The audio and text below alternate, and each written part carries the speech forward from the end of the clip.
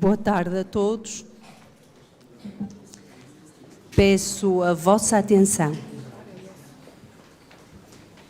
Sejam bem-vindos à cerimónia comemorativa do 31º Aniversário da Escola de Direito da Universidade do Minho. Vamos dar início a esta cerimónia com o vídeo que ilustra os melhores momentos do ano de 2024.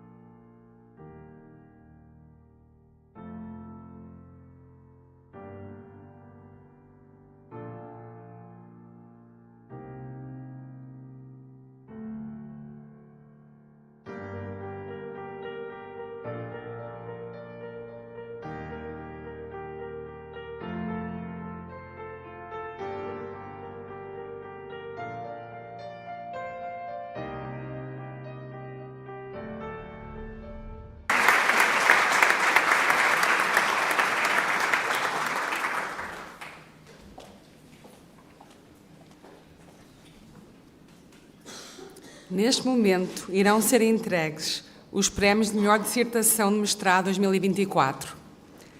Para entregar o prémio de melhor dissertação do curso de mestrado em Ciências Criminais, chamo a professora Flávia Noversa Loureiro. O prémio é atribuído ao Mário André Duarte Oliveira.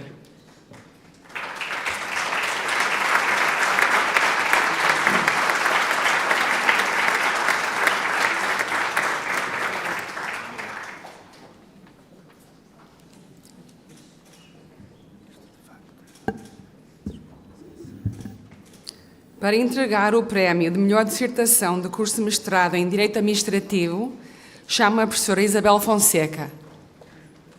O prémio é atribuído a Ana Cristina Cardoso Afonso Teixeira.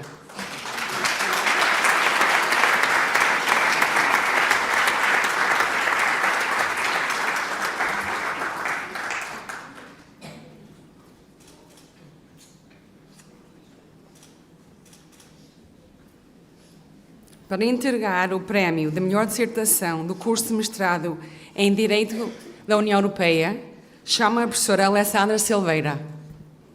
O prémio é atribuído a Natália Machado Gomes.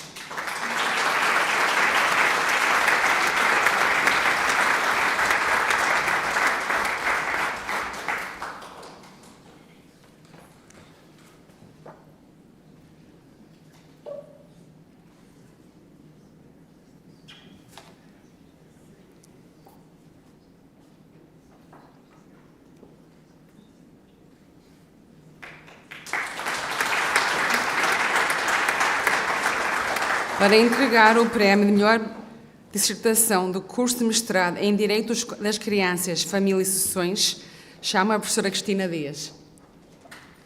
O prémio é atribuído à Cláudia Cristine Soares Maioto, que por razões pessoais não pode estar presente. Peço à professora Cristina Dias que receba o prémio em seu nome.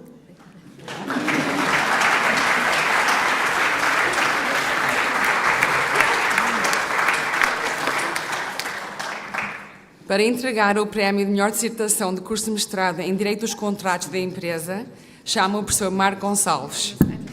O prémio é atribuído a Ana Rita Teixeira de Souza.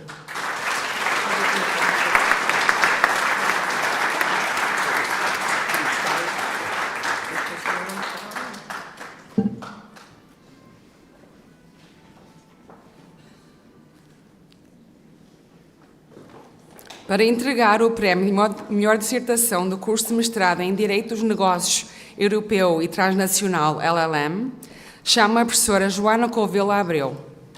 O prémio é atribuído ao Gonçalo Jorge Alves Guimarães.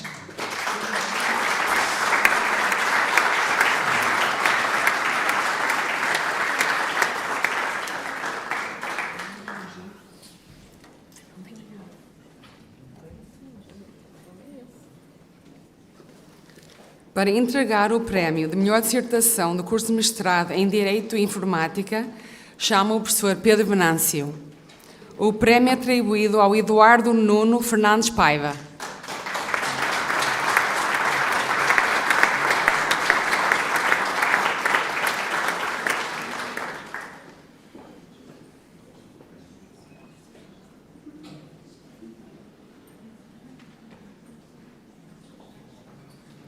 Para entregar o prémio de melhor dissertação do curso de mestrado em Direito Judiciário, Direitos Processuais e Organização Judiciária, chamo o professor Mário Monte. O prémio é atribuído a Gabriela Antunes Araújo.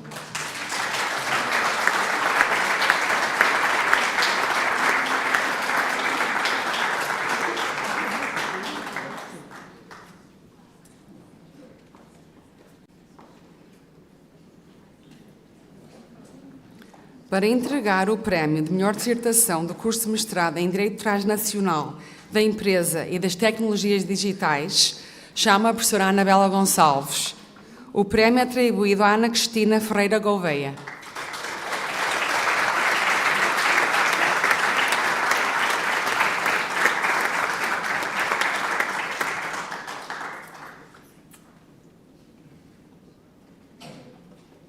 Para entregar o prémio de melhor dissertação do curso de mestrado em Direito Tributário, chamo a professora Andreia Barbosa.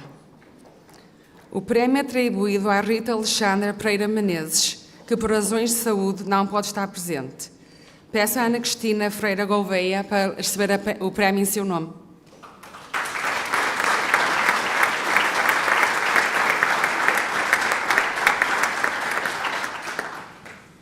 E por último, para entregar o prémio de melhor dissertação do curso de mestrado em Direitos Humanos, chamo a professora Andreia Sofia Pinto Oliveira. O prémio é atribuído ao Ricardo Martins de Sousa e Silva.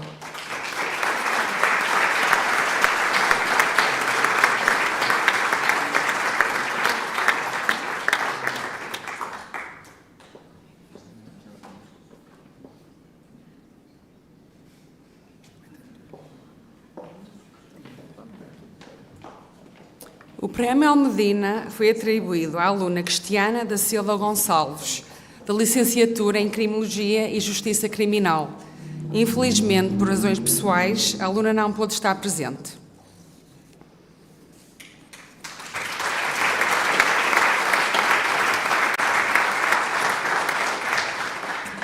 Vai usar a palavra a Sra. Presidente da Escola de Direito, professora doutora Cristina Dias.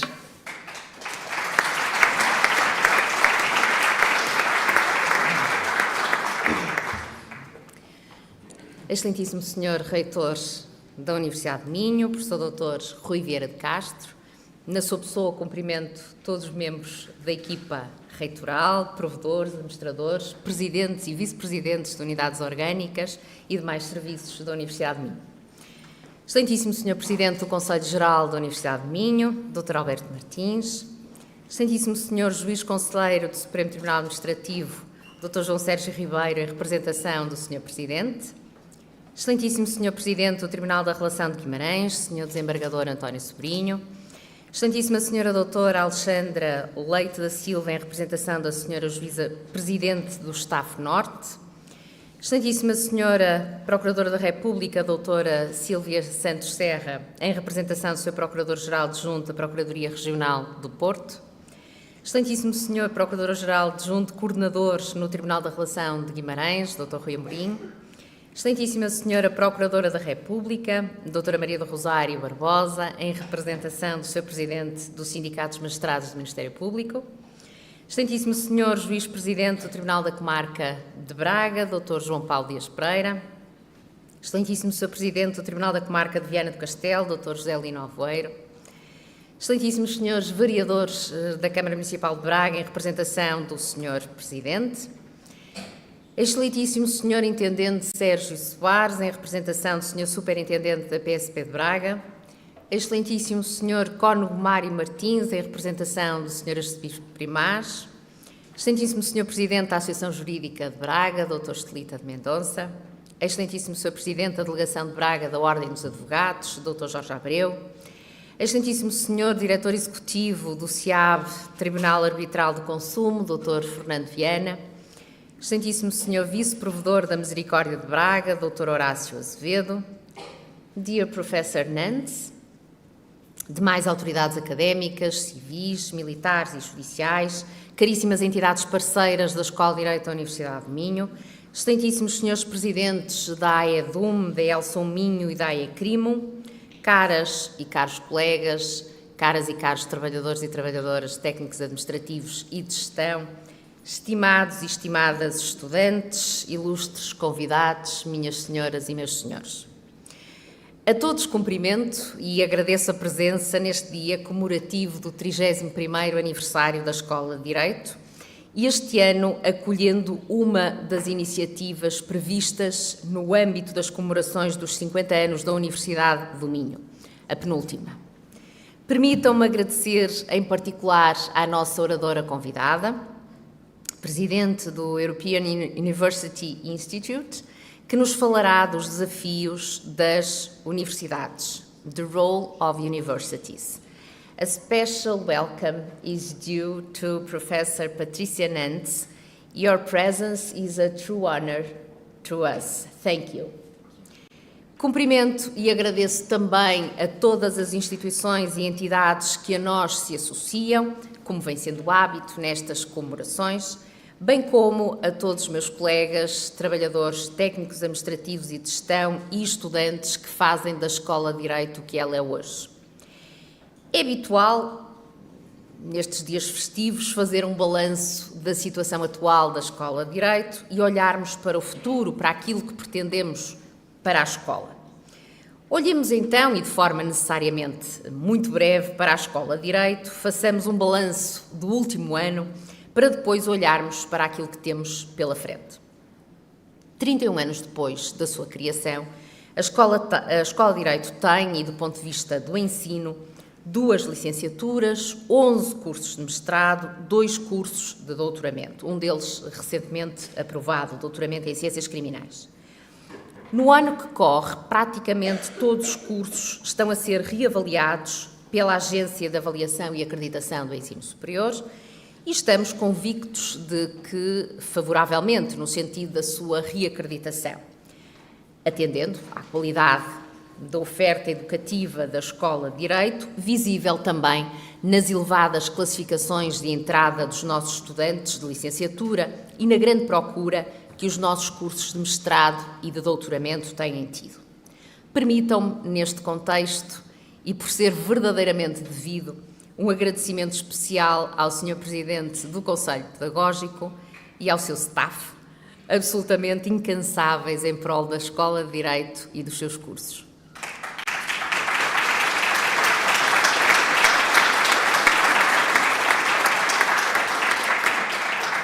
A ED tem, neste momento, inscritos no ano letivo de 2024-2025, nos cursos de primeiro ciclo, 834 estudantes, sendo 809 nacionais e 25 internacionais. Tem 771 estudantes de mestrado e cerca de 49 estudantes de doutoramento, num total de 1.543 estudantes nacionais e 111 internacionais, contabilizando 1.654 estudantes. Na tentativa de combater o insucesso escolar, preocupação da escola há já algum tempo, além de termos implementado o Prémio de Mérito Escolar aos nossos estudantes de segundo e terceiro ciclos, e que nesta cerimónia já foi atribuído, e dando resposta também às necessidades dos nossos estudantes, promovemos a realização de estágios extracurriculares e até curriculares, junto dos tribunais, de escritórios de advogados, de mais parceiros, a quem aproveito para agradecer toda a colaboração. Promovemos igualmente a realização de um inquérito aos nossos estudantes de mestrado, na tentativa de perceber aquilo que eles procuravam dos nossos cursos de mestrado. E é isso que aqui gostava de partilhar convosco.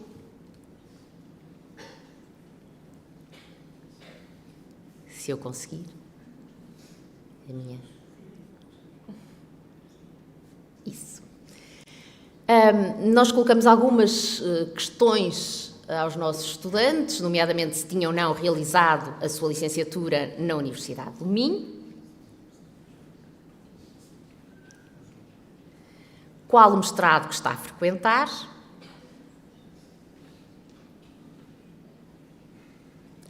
qual a profissão atual,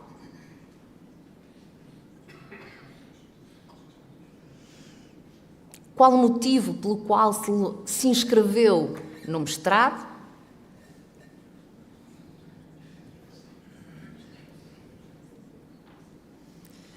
se sente acompanhado pela direção de curso. Ainda temos 7 alunos que não são acompanhados, portanto temos que corrigir isto. Se o curso está a corresponder às expectativas,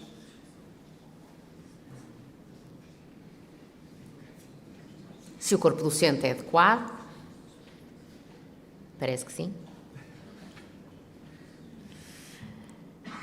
Se as matérias vão ao encontro das suas necessidades académicas e profissionais,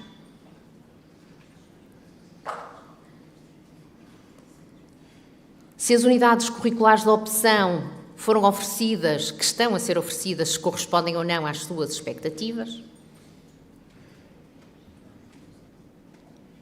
se o horário de funcionamento do curso é o mais adequado.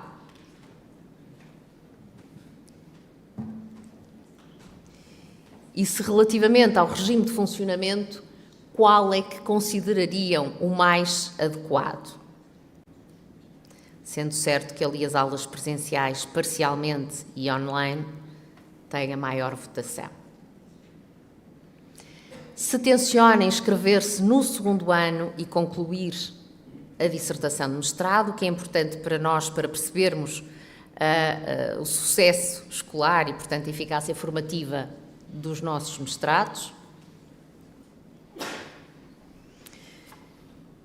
Se é importante ou não uma sessão online que temos feito todos os anos aos nossos estudantes inscritos no primeiro ano para os preparar para o segundo ano do mestrado.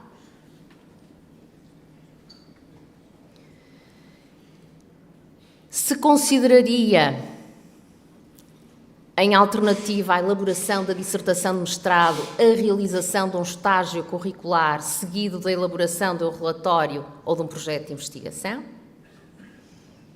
que será de ponderar para a avaliação dos nossos cursos. Se pondera frequentar outro curso pós-graduado oferecido pela Escola de Direito.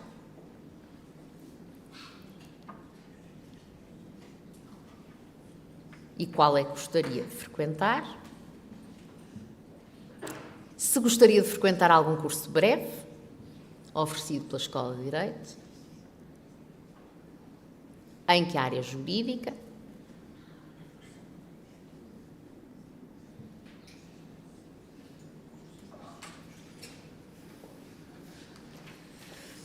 O objetivo do inquérito é precisamente permitir que os nossos estudantes possam sentir-se acolhidos, por um lado, na Escola de Direito, que as suas preocupações sejam atendidas e também prepararmos os nossos cursos em conformidade com aquilo que são as expectativas dos nossos estudantes.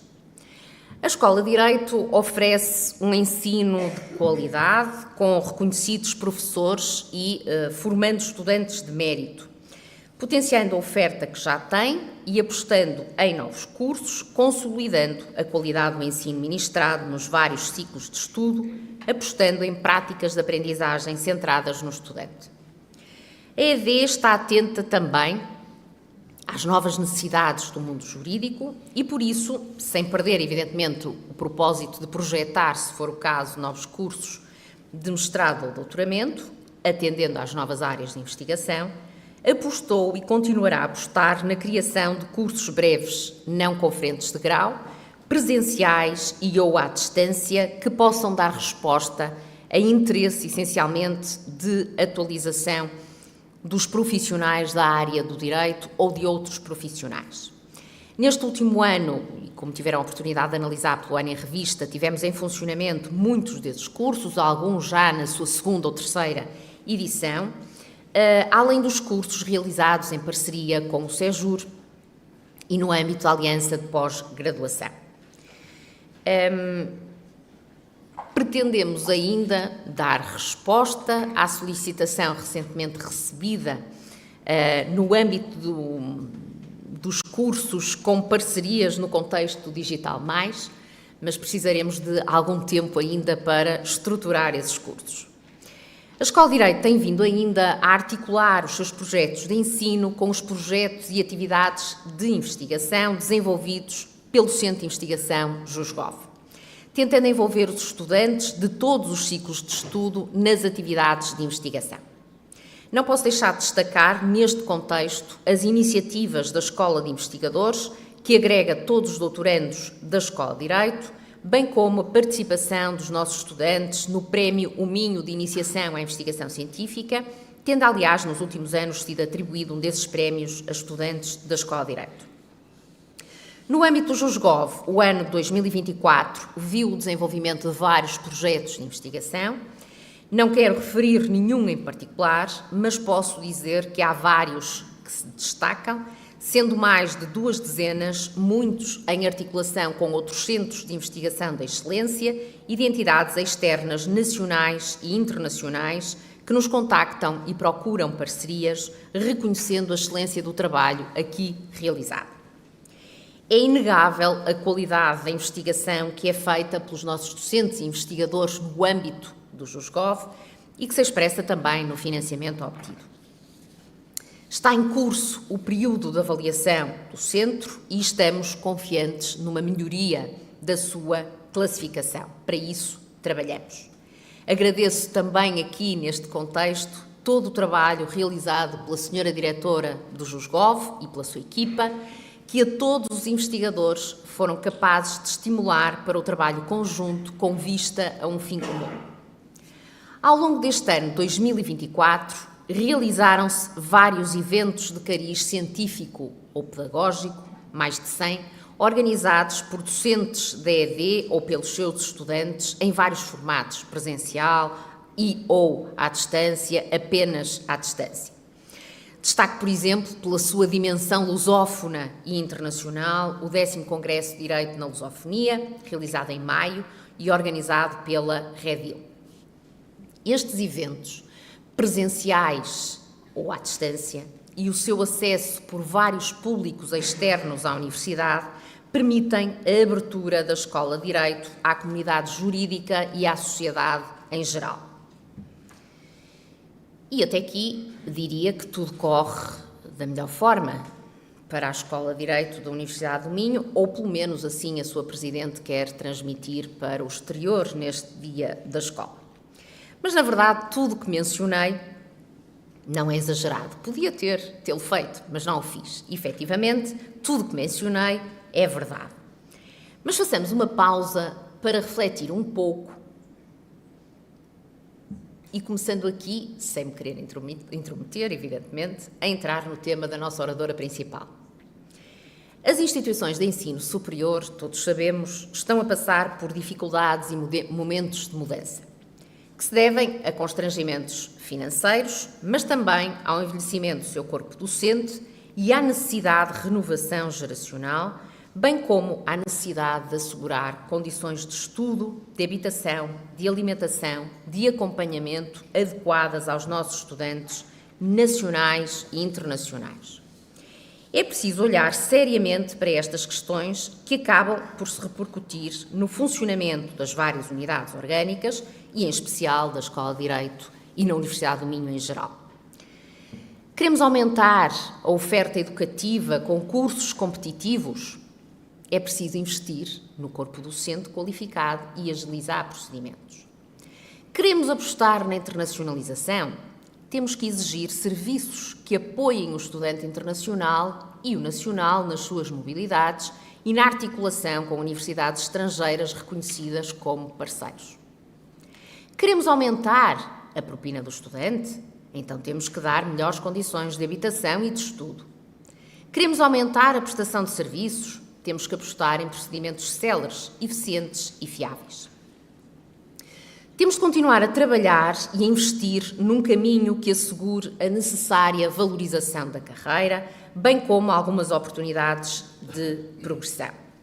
Urge, assim, assegurar que aqueles que estão na carreira há vários anos tenham oportunidade de concorrer para o efeito. Objetivo esse que, em articulação com a Reitoria, prosseguimos com a abertura de alguns concursos em diferentes áreas científicas. Por outro lado, impõe-se assegurar a abertura de concursos para ingresso. Continua a exigir-se, efetivamente, um aumento dos docentes da escola, carecida de renovação geracional, procurando também, dessa forma, a resolução da situação de precariedade em que muitos docentes se encontram, mediante a abertura de concursos para ingresso na carreira.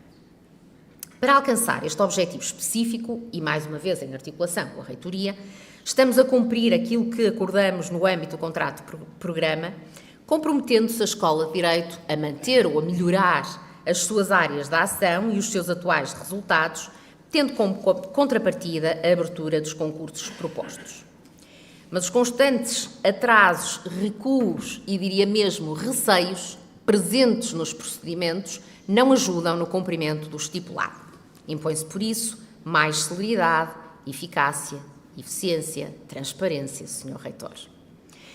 Não posso, neste ponto, deixar de aproveitar esta oportunidade e por ser o último dia da escola com a presença do atual reitor, para um agradecimento reconhecido por toda a cooperação, disponibilidade e colaboração que sempre teve com a Escola de Direito e com a sua presidência. Ao longo destes anos, as excelentes relações existentes e que cultivamos com o seu reitor e com a equipa reitoral permitiu o crescimento da Escola de Direito e o alcançar de muitos dos seus objetivos. Por tudo isso, muito obrigada, Sr. Reitor. Desde a sua fundação, a Escola de Direito da Universidade do Minho tem sido um farol de conhecimento, de ética, de compromisso social. Ao longo destes anos, formamos não apenas juristas competentes, mas também cidadãos conscientes da sua responsabilidade na construção de uma sociedade mais justa e equitativa. O nosso percurso tem sido repleto de desafios, mas também de conquistas.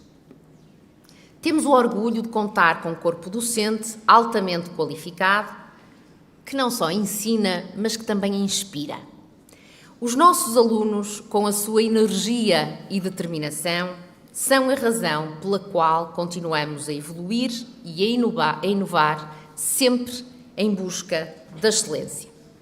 Neste 31º aniversário, celebramos também as parcerias que construímos ao longo dos anos, tanto a nível nacional como internacional.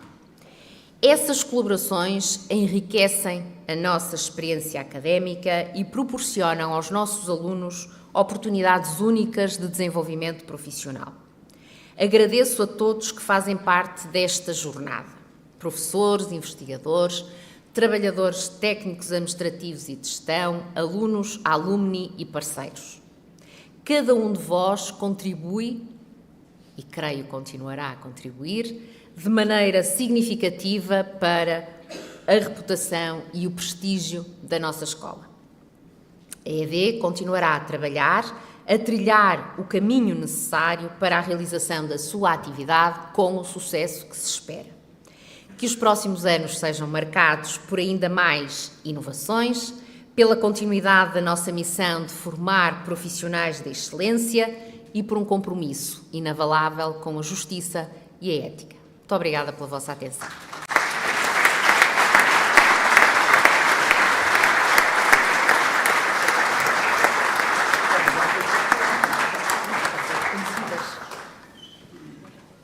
Vai usar a palavra o Sr. Reitor da Universidade do Minho, o Sr. Dr. Rui Vieira de Castro.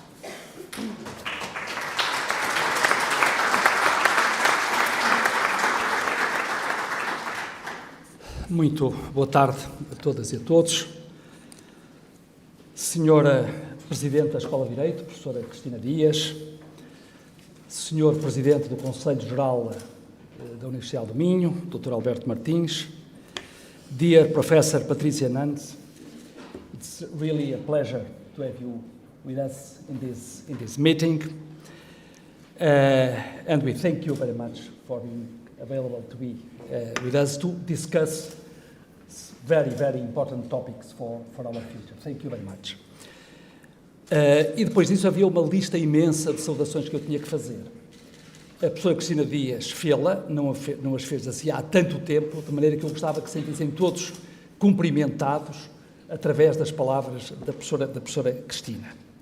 Querendo eu, no entanto, sublinhar que a presença de tantas pessoas aqui, de tantos setores de atividade, e particularmente do sistema de justiça, evidencia sem dúvida aquela que é, enfim, o que é o reconhecimento da relevância da Escola de Direito da Universidade do Minho no panorama institucional, regional e nacional. Celebramos hoje 31 anos da Escola de Direito, como a professora Cristina Dias mencionou em vários momentos ao longo do seu discurso. 3 décadas, mais já de 3 décadas de atividade, em prol da formação altamente qualificada de juristas, de investigação, também ela de elevada qualidade no domínio das ciências jurídicas, de interação produtiva, com diversas entidades do sistema de justiça. A celebração do aniversário da escola, deste aniversário em particular, é, pois, um momento privilegiado para refletirmos sobre a sua história, algo que a professora Cristina fez e que eu vou, obviamente, dispensar de repetir, de forma exaustiva pelo menos, sobre uma história que foi marcada por desafios muito difíceis, mas também por conquistas relevantes. Eu recordaria que a ideia da formação em Direito estava inscrita nos documentos preparatórios da formação, da criação, da fundação das novas universidades. Há documentos de 1973 que sinalizam essa orientação que estava a ser assumida no interior do Ministério da Educação da altura. A Universidade começou a fazer a sua formação de juristas 20 anos depois e, cerca de 30 anos após esta ideia seminal, a Universidade do Minho passou a dispor de uma escola de Direito, que foi o resultado do reconhecimento da maturidade e do impacto da formação jurídica que esta escola e que esta universidade asseguravam. A Universidade do Minho foi desde o início, e este é um tópico nas minhas intervenções nestes dias de escola, como uma instituição com uma oferta diversificada nas várias áreas do saber. E, deste ponto de vista, a inclusão do direito, neste projeto específico, foi de natureza claramente estratégica. A Escola de Direito é hoje um pilar essencial na formação de juristas no nosso país. Cerca de 1.500 estudantes que temos, imputados a esta escola, 45% dos quais em programas de mestrado e doutoramento, o que significa que a Escola de Direito tem hoje uma oferta educativa robusta e diversificada. E inovadora também. Quando consideramos cursos como a licenciatura em Criminologia e Justiça Criminal, o curso de mestrado em Direito e Informática ou o curso de mestrado em Direito Transnacional da Empresa e das Tecnologias Digitais, eles, de facto, ilustram a capacidade que esta escola tem revelado de se adaptar a necessidades da sociedade, do mercado de trabalho, preparando juristas para os desafios contemporâneos. Se a escola se destaca nesta dimensão da sua atividade, da formação de nível superior, altamente qualificada, também se destaca no campo da investigação em ciências jurídicas, uma dimensão que se encontra materializada na atividade do JUSGOV, o nosso Centro de Investigação em Justiça e Governação. O JUSGOV integra hoje mais de 80 investigadores e desenvolve, e isso é uma característica sua também, projetos de investigação em temáticas que vão emergindo de forma muito impressiva no contexto contemporâneo. Sejam as questões de igualdade de género, ou de acesso à justiça, a promoção de sociedades pacíficas e inclusivas, há um conjunto de temáticas que, de facto, são distintivas daquilo que é a atividade de investigação que aqui se realiza. Mas a Escola de Direito, como antes comecei por sinalizar, tem também uma forte ligação com a sociedade e com o sistema de justiça, fazendo através da formação contínua de juristas, capacitando profissionais ao longo de toda a sua carreira. De facto, a Escola de Direito é uma das nossas escolas que há mais tempo e de forma mais sistemática vem investindo neste tipo de formações orientadas para a capacitação ou para a recapacitação de profissionais. A escola desenvolve importantes parcerias institucionais com entidades como o Centro de Estudos Jurídicos do Minho ou a Associação Jurídica de Braga e tribunais da região, desenvolve atividade editorial que é de referência, contribuindo para a disseminação do conhecimento jurídico. A internacionalização é também uma prioridade da Escola de Direito, refletida no aumento de colaborações e na atração de estudantes e investigadores estrangeiros. Este conjunto de atividades, e volto a sublinhar o qualificativo de qualidade, permitiu à Escola de Direito alcançar prestígio nacional e internacional, que se encontra refletido na posição da escola no Ranking de Xangai. Eu trago periodicamente também para estas intervenções esta realidade que é constituída pelos rankings de universidades, com perfeita consciência de que eles são objeto de muita leitura crítica, mas não deixam também de ser um reflexo de uma percepção, que é uma percepção, ou que é um diagnóstico, até melhor, construído sobre factos que são, obviamente, relevantes. E este facto, que é da Escola de Direito da Universidade do Minho, se posicionar entre as 101 e as 150 melhores escolas de Direito no quadro do Ranking de Xangai, que é claramente um dos rankings mais prestigiados, é algo que deve merecer os maiores elogios à atividade que aqui se é desenvolvida, não esquecendo, evidentemente, que, pelo menos em algumas destas dimensões, esta atividade interatua muito fortemente com a atividade de algumas das nossas outras escolas, designadamente a Escola de Psicologia e o Instituto de Ciências Sociais. A Escola de Direito detém, em Portugal, o primeiro lugar neste mesmo ranking. Nesta perspectiva, nós podemos dizer que a Escola de Direito não é tão só uma unidade orgânica da Universidade de Minho. Nenhuma delas é tão só uma unidade orgânica. Ela, a Escola de Direito, como outras escolas, são pilares estratégicos que cotidianamente fortalecem a identidade e a missão da Universidade. Este é o diagnóstico que podemos fazer, e um diagnóstico que, obviamente, nos deve deixar satisfeitos com o caminho que foi percorrido, não é? Sobretudo porque foi um caminho com muitos escolhos. E estão aqui pessoas que tiveram, os fundadores desta escola, pessoas que tiveram um papel absolutamente decisivo neste mesmo percurso, que foi traçado, que foi delineado e que foi percorrido contra muitos obstáculos, no quadro de uma área de conhecimento bastante avessa à chegada de novos parceiros e que, por vezes, colocaram fortíssimas dificuldades ao desenvolvimento deste projeto institucional da Universidade do Minho. Cabe também, nesta altura, testemunhar isto mesmo e agradecer o enorme compromisso dessa primeira geração de professores, vários aqui se encontram, que foram essenciais para a afirmação deste projeto. E o que se pode dizer hoje é que muita razão lhes assistia. Quando verificamos o ponto a que chegámos, só podemos dizer e agradecer o esforço que foi colocado, porque certamente que o modo como o projeto se concretizou foi a prova provada da sua necessidade nesta região, neste país, neste sistema de ensino superior. Muito obrigado a todos por isso.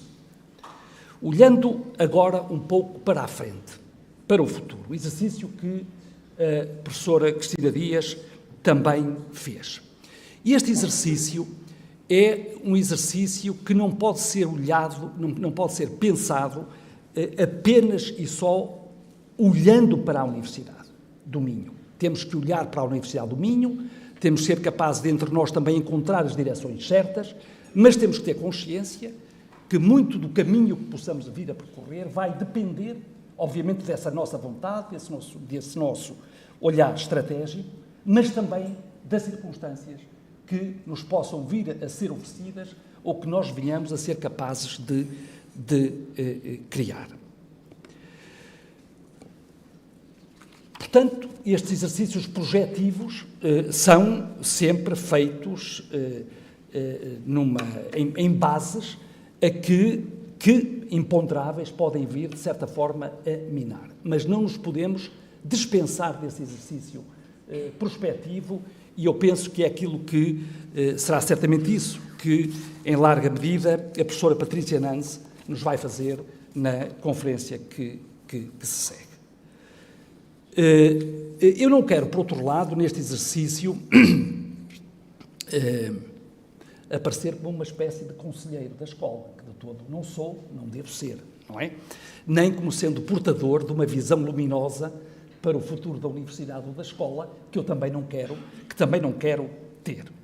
Mas permitam-me algumas palavras que assentam numa leitura que fui ao longo do tempo construindo sobre o que é a realidade da universidade e o que são as circunstâncias em que ela opera, sejam as circunstâncias nacionais, sejam as circunstâncias no contexto internacional. Desse ponto de vista, eu diria que há um caminho que tem que ser prosseguido, e esse é o do reforço da internacionalização. E este reforço da internacionalização tem a ver não apenas com a mobilidade de estudantes, não tem apenas a ver com o recrutamento de estudantes estrangeiros, tem que ver também, e provavelmente cada vez mais, com a mobilidade de docentes, com a mobilidade de investigadores, com a integração da escola e da universidade em redes europeias de universidades que nos permitam perceber quais são as tendências que nós podemos identificar hoje e quais são as oportunidades que esse contexto nos oferece. Deve dizer-se que a Escola de Direito tem feito aqui um trabalho francamente bom, sobretudo naquilo que toca as interações com instituições da esfera da CPLP. Mas, como tenho dito também, nós precisamos de olhar mais para a Europa e precisamos de nos concentrar mais na consolidação das nossas relações europeias, porque é aí que, em larga medida, o nosso futuro se está neste momento a jogar e se vai jogar certamente também no futuro próximo. E, portanto, desenvolver parcerias e programas conjuntos, fortalecendo os acordos com universidades estrangeiras, é um objetivo que julgo que todos, e agora em particular a Escola de Direito, porque é hoje aqui que estou a falar, que devemos perseguir. E até aqui a Escola de Direito tem algumas experiências muito interessantes. E estou a pensar no programa de mestrado, referi-o há pouco, que temos neste momento em desenvolvimento com a Universidade de Santiago de Compostela. Eu sei que é uma quase, a Faculdade de Direito é quase uma faculdade irmã, não é? Da Escola de Direito da Universidade do Minho, e, portanto, isso de alguma forma facilitou o exercício que foi feito, mas eu diria que temos hoje novos contextos, e não vou gastar aqui tempo relatando ou relevando aquilo que me parece óbvio, as vantagens decorrentes da Aliança Europeia-Arcos, que há novas oportunidades que têm que ser exploradas.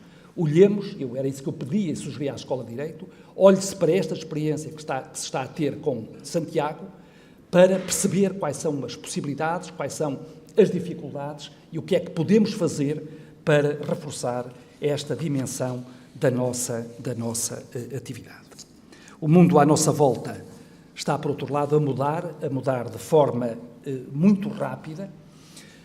Ainda hoje, ao almoço, falava com a direção da escola sobre aquilo que, no que toca à chamada transição digital, vai ocorrendo e a rapidez com que vai ocorrendo, e percebemos que essas transformações interpelam também fortemente uma escola como a Escola de Direito. E que a escola tem também que encontrar em si respostas a muitos dos desafios que se colocam. Estou a pensar nas questões muito quentes e pertinentes da proteção de dados, da cibersegurança, dos direitos associados às tecnologias digitais, da inteligência artificial. É um mundo novo que se nos oferece à frente, que está a ter um fortíssimo impacto nos nossos contextos e que coloca desafios muito significativos às pessoas que trabalham na área do direito.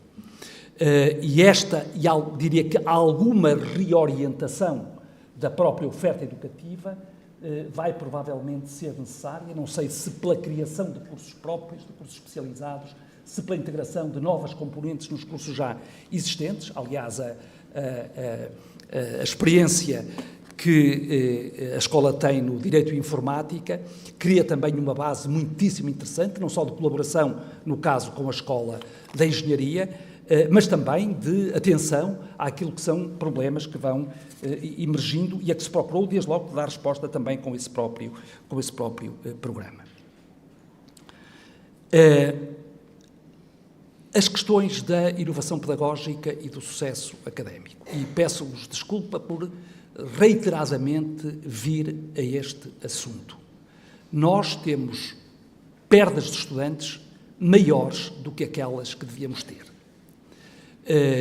Há áreas nossas de formação em que as taxas de insucesso e de abandono são maiores do que aquilo que seria desejável. E esta é uma realidade que nós não podemos de forma alguma ignorar.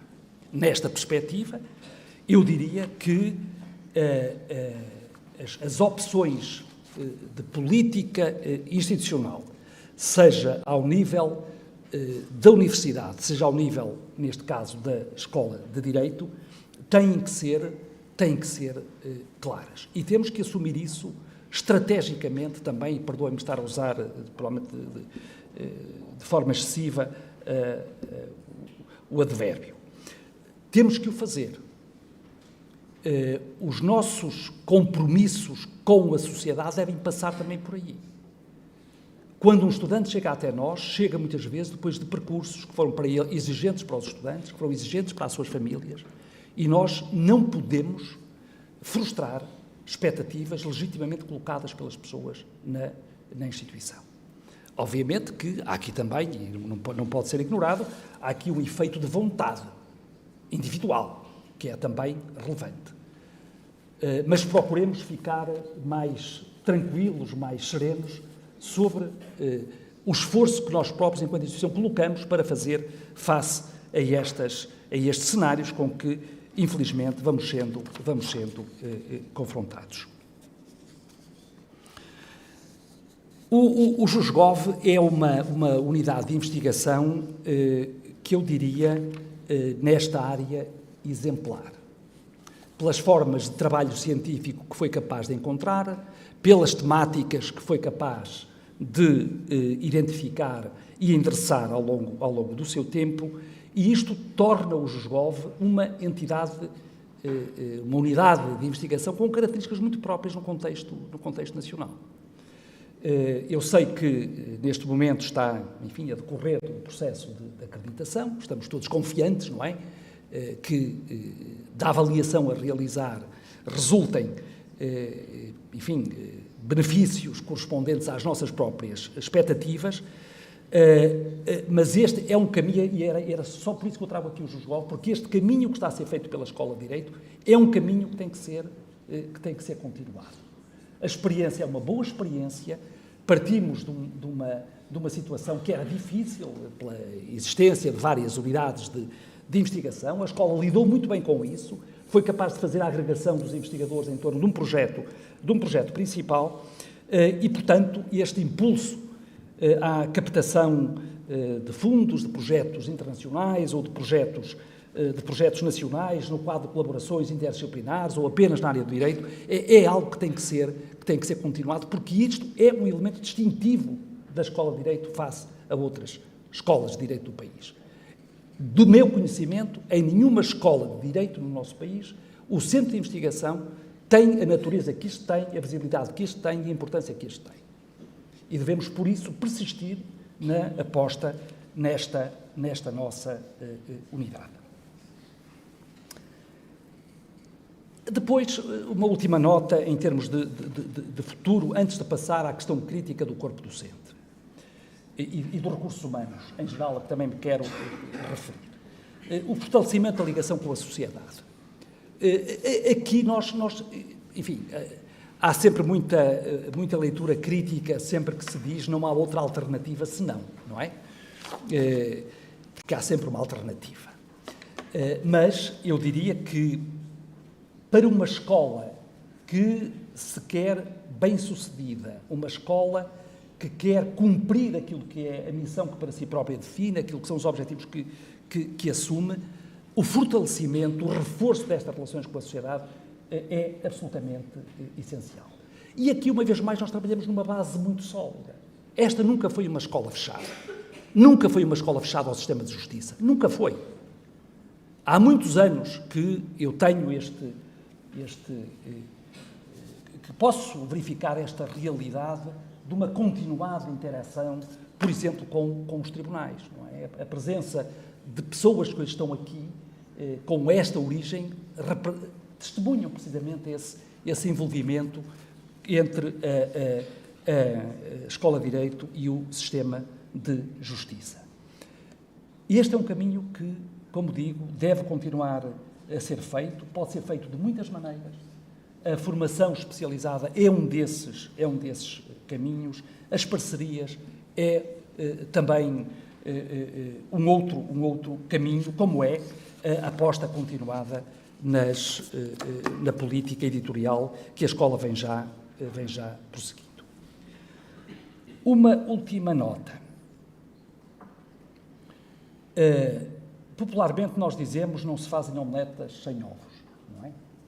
Não se fazem bons cursos sem um corpo docente estável e altamente qualificado, não se faz investigação sem investigadores altamente qualificados também. A Escola de Direito vem fazendo, deste ponto de vista, um percurso que me parece particularmente interessante. Aquilo, enfim, nós ouvimos a Sra. Presidente referir-se àquilo que foi contratualizado entre a Universidade e a Escola de Direito, o reforço do corpo docente e, sobretudo, o reforço da sua estabilidade é absolutamente essencial para a Escola de Direito e para a sustentabilidade dos seus projetos. Sem pretender intrometer-me naquilo que é da esfera de decisão da própria escola e, portanto, a partir deste olhar exterior, digamos assim, eu diria que o número de docentes convidados que a Escola de Direito ainda hoje tem é, porventura, excessivo face àquilo que seria desejável. A contratação de professores de carreira é uma necessidade que a escola tem. Eu tenho esse compromisso que vou cumprindo, obviamente, com algumas interrupções, com algumas pausas, etc., que decorrem da necessidade de gerir uma máquina que é muito grande, não é? Mas é bom termos assumido passos seguros, não é? Nesta direção. E isto agora levava-me a procurar responder aqui a algumas perguntas que eu próprio faço a mim próprio, que é, nós temos uma escola com esta história de sucesso, temos identificado um quadro de desenvolvimento que está, diria, razoavelmente consensualizado. O que é que se pode esperar de um reitor e o que é que se pode esperar de uma reitoria neste contexto? E era a estas duas perguntas que eu agora tentaria, de forma breve, responder. A primeira, definição estratégica. É absolutamente essencial e é, sobretudo, e até pode parecer um pouco contraditório, em tempos de grande incerteza, como são os nossos, de grande instabilidade, como são os nossos, termos uma ideia clara sobre para onde pretendemos caminhar, mesmo que não cheguemos a onde pretendemos. Mas saber qual é a direção que queremos seguir é fundamental. E eu diria que isso que é fundamental a três níveis principais. Um primeiro é aquele que se prende com aquilo que são os eixos de missão da própria instituição. O que é que se quer no ensino, o que é que se quer na investigação, o que é que se quer na interação com a sociedade. Depois, ao nível da própria organização. Como é que nos organizamos, que tipo de ambiente académico, universitário, de escola é que queremos criar.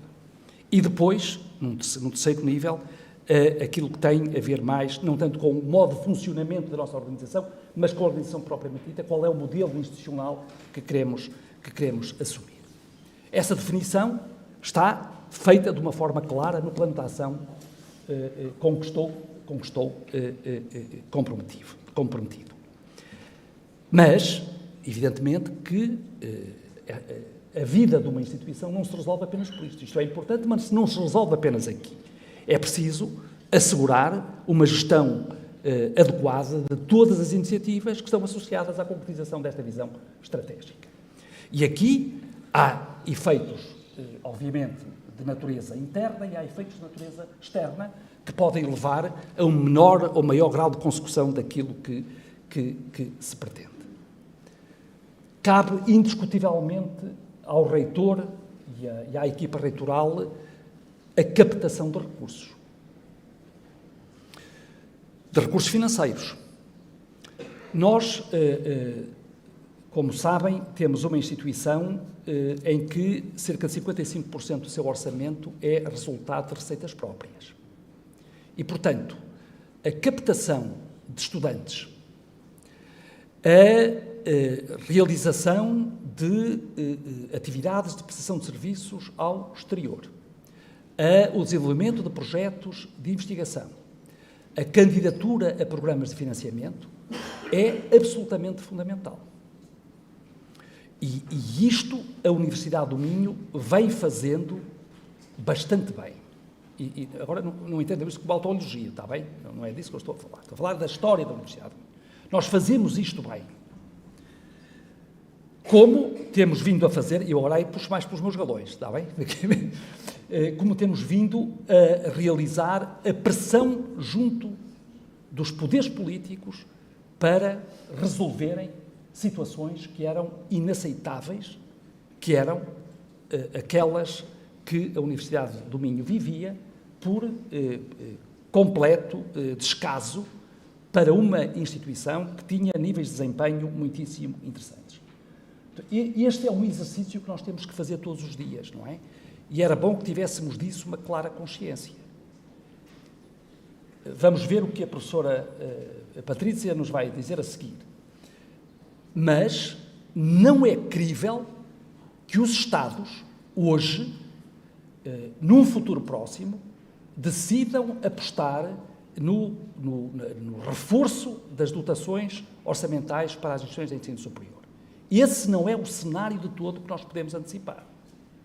Basta olhar para o que se passa em França, basta olhar para o que se passa em Inglaterra, vamos ver o que é que se vai passar nos Estados Unidos, mas certamente não vão ser coisas muito interessantes. Se olharmos aqui para os nossos vizinhos do lado, temos situações contraditórias da região para a região, mas claramente a tendência não é para reforçar os orçamentos das instituições.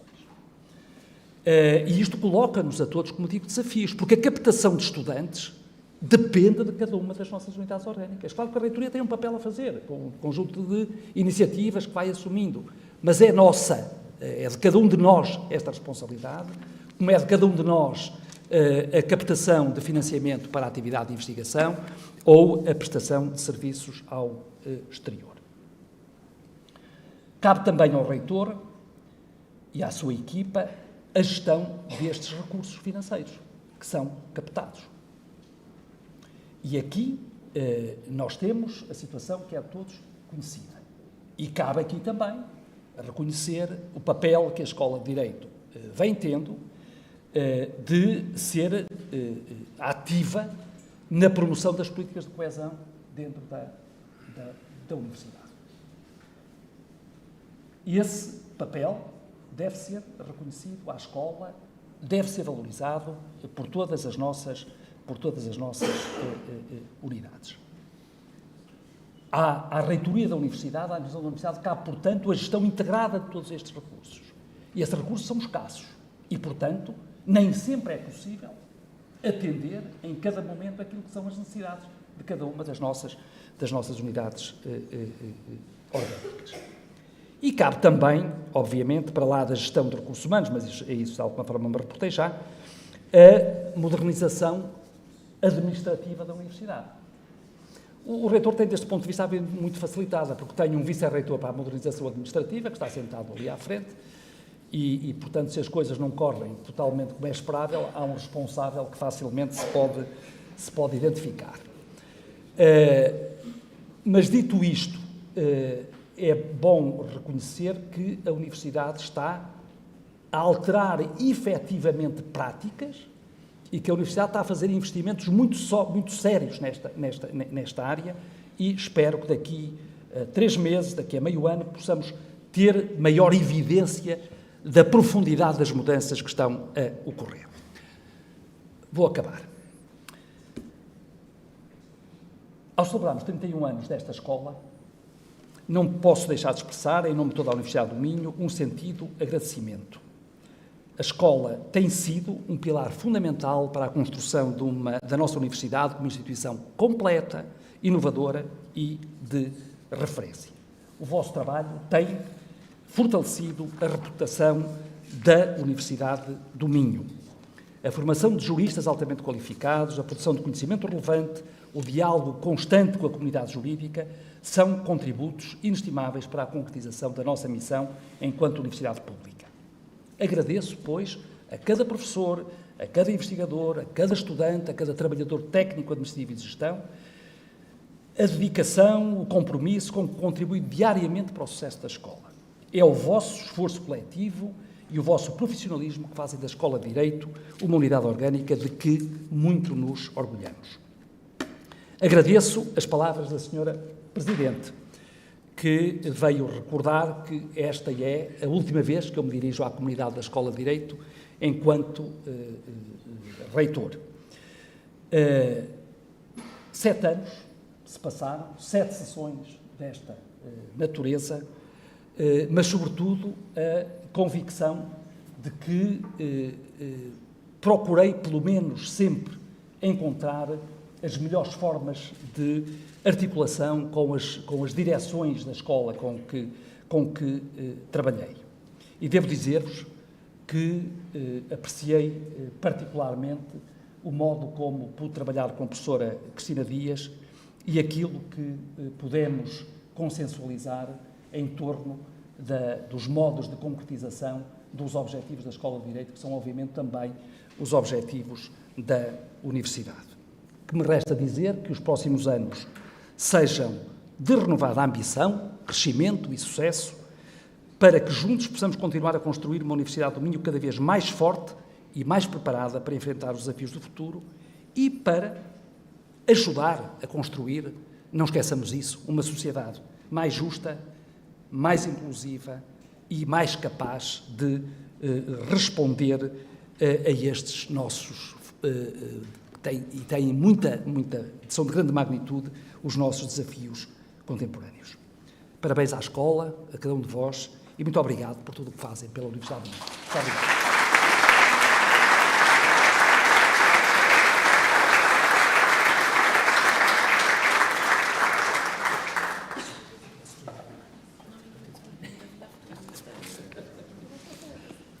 Segue-se a palestra The Role of Universities in Today's Society, proferida pela Presidente da European University Institute, professora doutora Patrizia Nanz.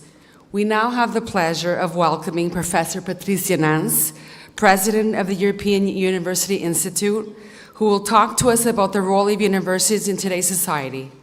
A palestra da professora Patrizia Nanz será moderada pelo Sr. Professor João Rosas, Presidente do EILAS e da Comissão Comemorativa do 50º da Universidade do Minho.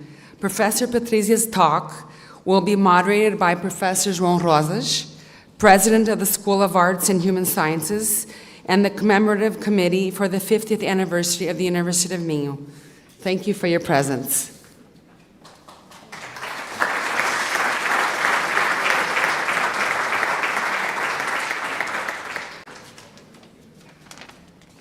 Muito boa tarde a todos. Queria cumprimentar a mesa e, obviamente, todos os presentes e queria, em primeiro lugar, dar os parabéns à Escola de Direito e agradecer, na pessoa da professora Cristina Dias, mas alargando a todos os docentes, colaboradores, estudantes da escola, agradecer pelo acolhimento desta iniciativa dos 50 anos da Universidade do Minho.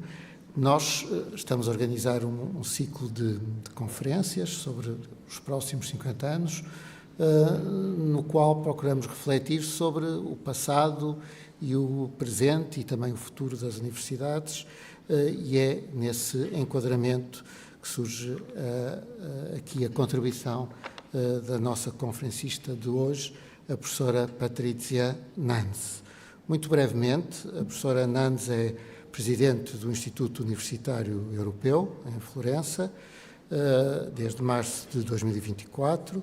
Antes disso, foi diretora do Instituto para a Sustentabilidade, em Potsdam, e diretora também e fundadora do Fórum Franco-Germânico para o futuro.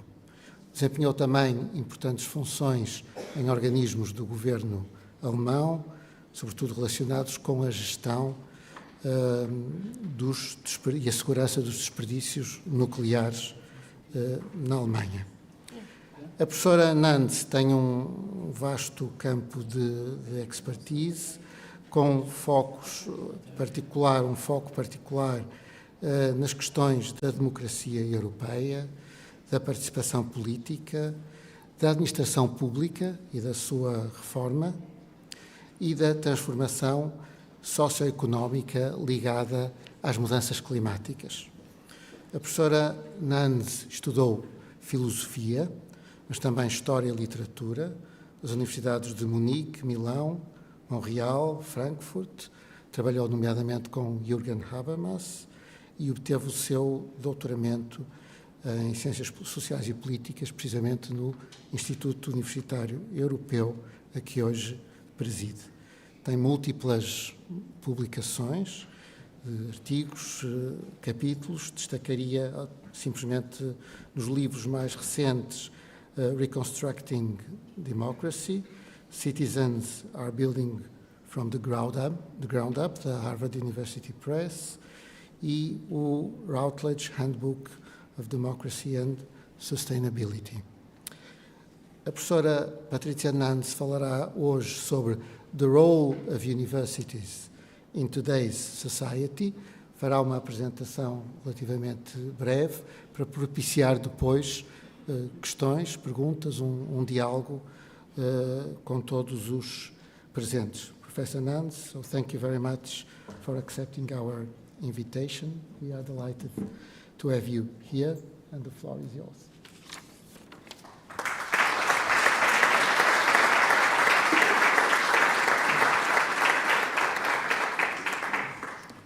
Dear Rector of the University of Minho, Professor Vieira de Castro, dear Dean of the Law School, Professor Dias, dear Professor Rosas. Thank you very much for having invited me to the series of conferences which reflect on the next 50 years of this university. I would have liked to understand everything which has been said so far so I can connect to what you said. I got a little bit, but I can tell you why I accepted this invitation, which was very kind. One, because there are some alumni of the UI present, which I recognize. That's one of the biggest reasons. But the second reason, because I deeply believe in the role of universities and the crucial role of universities as anchor of regional and perhaps transnational transformation. So I'm truly honored to be able to speak at your university, given that the University of Minho is part of the municipal governance of Braga, which has just received the European Rising City Award of Innovation. So therefore, I decided to shorten a bit my lecture to be able to learn from you. Ladies and gentlemen, my lecture today is, as has been said before, on the role of universities in contemporary societies. Let me start with a simple observation, which I'm sure will be familiar to every one of you. Universities are under attack. Examples abound, but some are worth recalling. In 2021, at the National Conservatism Conference, G.D. Vance, Trump's vice president, said, quoting Nixon, that professors are the enemy. He has targeted university as a key battleground, accusing them of caring not for truth, but for ideology. Vance said he did not want public money to go into teaching critical race theory, but of what he called a patriotic account of American history. This is not just a US phenomenon. In Hungary, Viktor Orban's government has evicted the Central European University under the pretext that foreign universities operating in Hungary must have a fully operational campus in their home countries, which they had. Such attacks can also take a very practical form. In 2011, the tech billionaire Peter Thiel, co-founder of PayPal, has launched a fellowship program that gives $100,000 grants to young people, quote, who want to build new things instead of sitting in a classroom, unquote. The fellowship is given in order not to go or to stop going to universities in the name of disruptive innovation. In such an atmosphere, it's no wonder that academic administrators, faculty, and students feel insecure about their role, the purpose of their work, their place, and their future. One clear symptom of this malaise has been the proliferation of formulas trying to reinvent the new university. We have had the creative university, the ecological university, the civic university, the good university, the critical university. I could go on, the moral university, the abundant university. And each new gimmick, it becomes just harder to get the next one, to take the next one seriously. Universities are constantly urged by consultants to reinvent themselves in response to each new trend, as if just being a university was not enough. So the attacks on universities has provoked also very defensive responses. In a gloomy climate where democracy and liberal values are losing ground, universities tend to see themselves as bulwark of these values, and in many ways they are. After all, liberal studies are the pillars and were the pillars in the development of the modern university.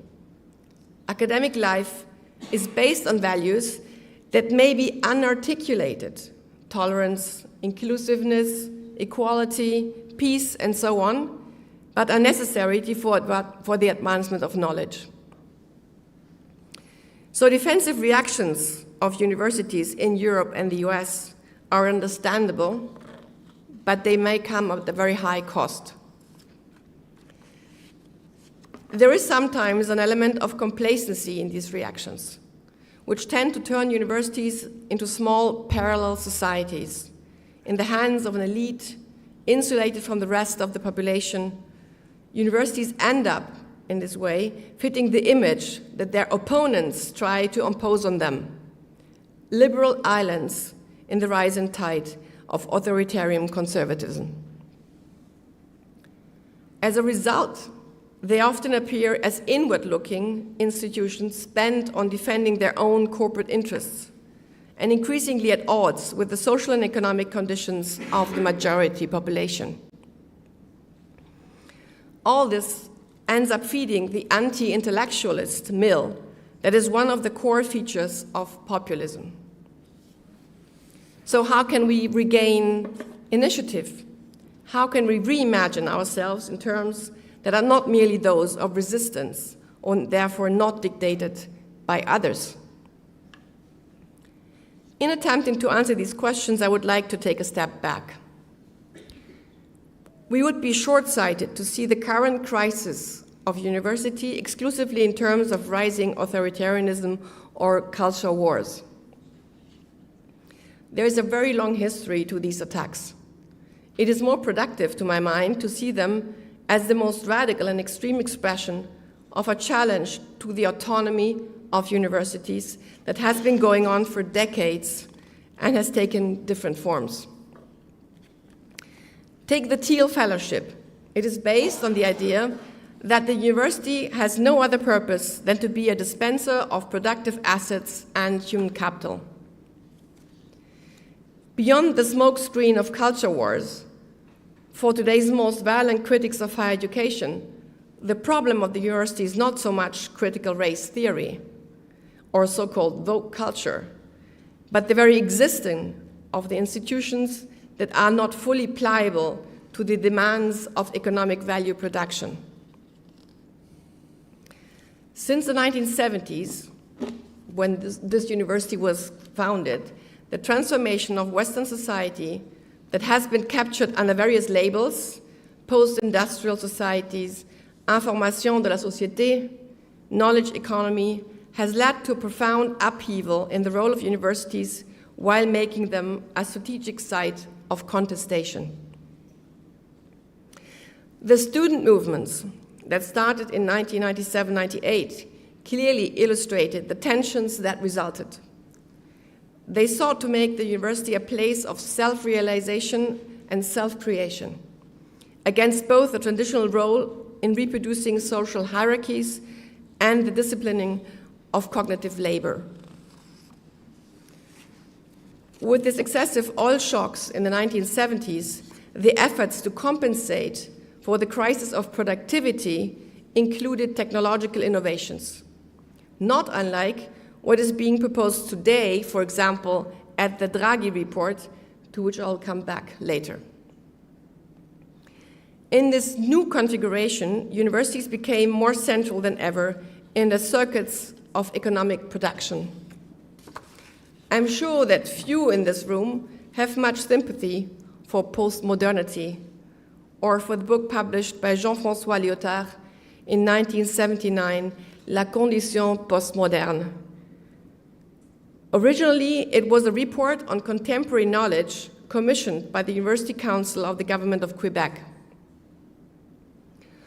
Whatever the shortcomings of the book, it probably is one of the first warning signs of the decoupling of knowledge from an ideal of self-realization, of Bildung. That was once part of the great narratives of historical progress and social justice typical of modernity.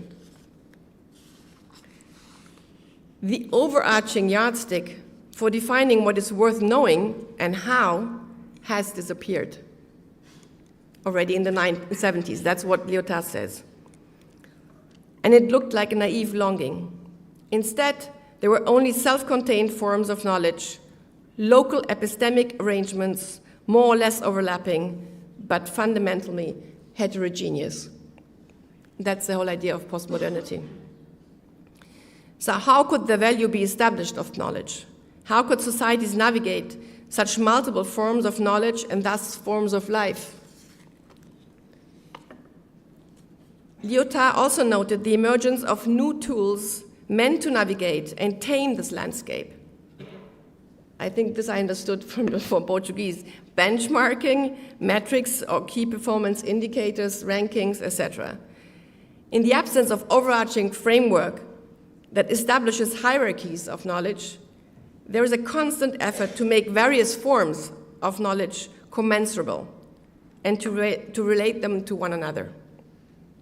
So in retrospect, Lyotard was very far-sighted, because in 2002, the World Bank report on higher education entitled Constructing Knowledge Societies confirmed these trends Lyotard had identified more than 20 years earlier. Knowledge, the report says, has become the most important factor in economic development. And universities are crucial sites for the mobilization of productive assets and human capital. But how is knowledge best mobilized? To enable universities to respond quickly to changing labor markets and to adapt rapidly to change, the report calls for more flexible arrangement for academic staff and the evaluation of their performance. This includes moving away from civil service systems for universities. What is striking about this kind of literature is how it illuminates the practical implications of metaphors such as knowledge economy. For if you take seriously the idea that knowledge is an economic resource, then its value is best determined by market mechanisms, what is indeed called the marketplace of ideas. And in order for this marketplace to operate efficiently, you need to remove rigidities, such as tenure or the system of disciplines, since they appear not to be conducive to technological breakthrough. What have been the consequences of such policies? First, a dramatic change of the structure of academic careers and the conditions of academic work. The explosion of fixed-term contracts as adjunct professorship has become the new normal. PhDs often have to go through a series of postdoc positions, a kind of via dolorosa of the knowledge economy. It is fundamental to keep this in mind and remember that our students are not facing the same future as we did, and that we are engaging with them from positions that are increasingly seen as privilege. Second, it would be naive to imagine that these dramatic changes in the organization of the academic workforce do not have consequences for the kind of knowledge that it produces. And yet, this connection is exactly the blind spot of most of the statements on the subject. Knowledge is not a substance quantifiable as information that can be produced more or less efficiently without changing its nature. How we produce knowledge shapes the kind of knowledge we produce. Let me give you a couple of examples. Most of you, I'm sure, will be familiar with the book that in the course of its long life has become the cornerstone of Holocaust studies. Raoul Hilberg's The Destruction of the European Jews. When it was published in 1985, it was the first attempt at a comprehensive study of the Shoah. It was also the result of a long and lonely work. It was more than 30 years in the making. Hilberg has started to work on it in 1948, at a time when there was a widespread reluctance to deal with the subject. The advice he received was to stay away from it. Academics were uninterested, publishers annoyed, and yet he persisted for decades. In his foreword, Hilberg is candid about what made this book possible. Tenure at a public university, which gave him, quote, the support that only an academic institution can provide, unquote.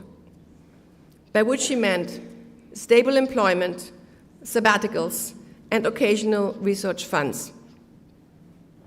Now, no one would question that this book is important not only as a great accomplishment of scholarship, but more broadly of European history and for the self-understanding of European societies. Surely, this is the sort of thing a university should be doing. And unfortunately, thinking about genocide hasn't become less important. But would such a book be possible today in the current ecosystem of academic knowledge? The answer, without a doubt, is a resounding no. What kind of call would support such a project that began when the topic was deemed irrelevant? What funding scheme would bet on an enterprise that could have failed many times over? When Hilberg started in 1948, could he have distilled his vision into a list of deliverables and work packages? I don't think so.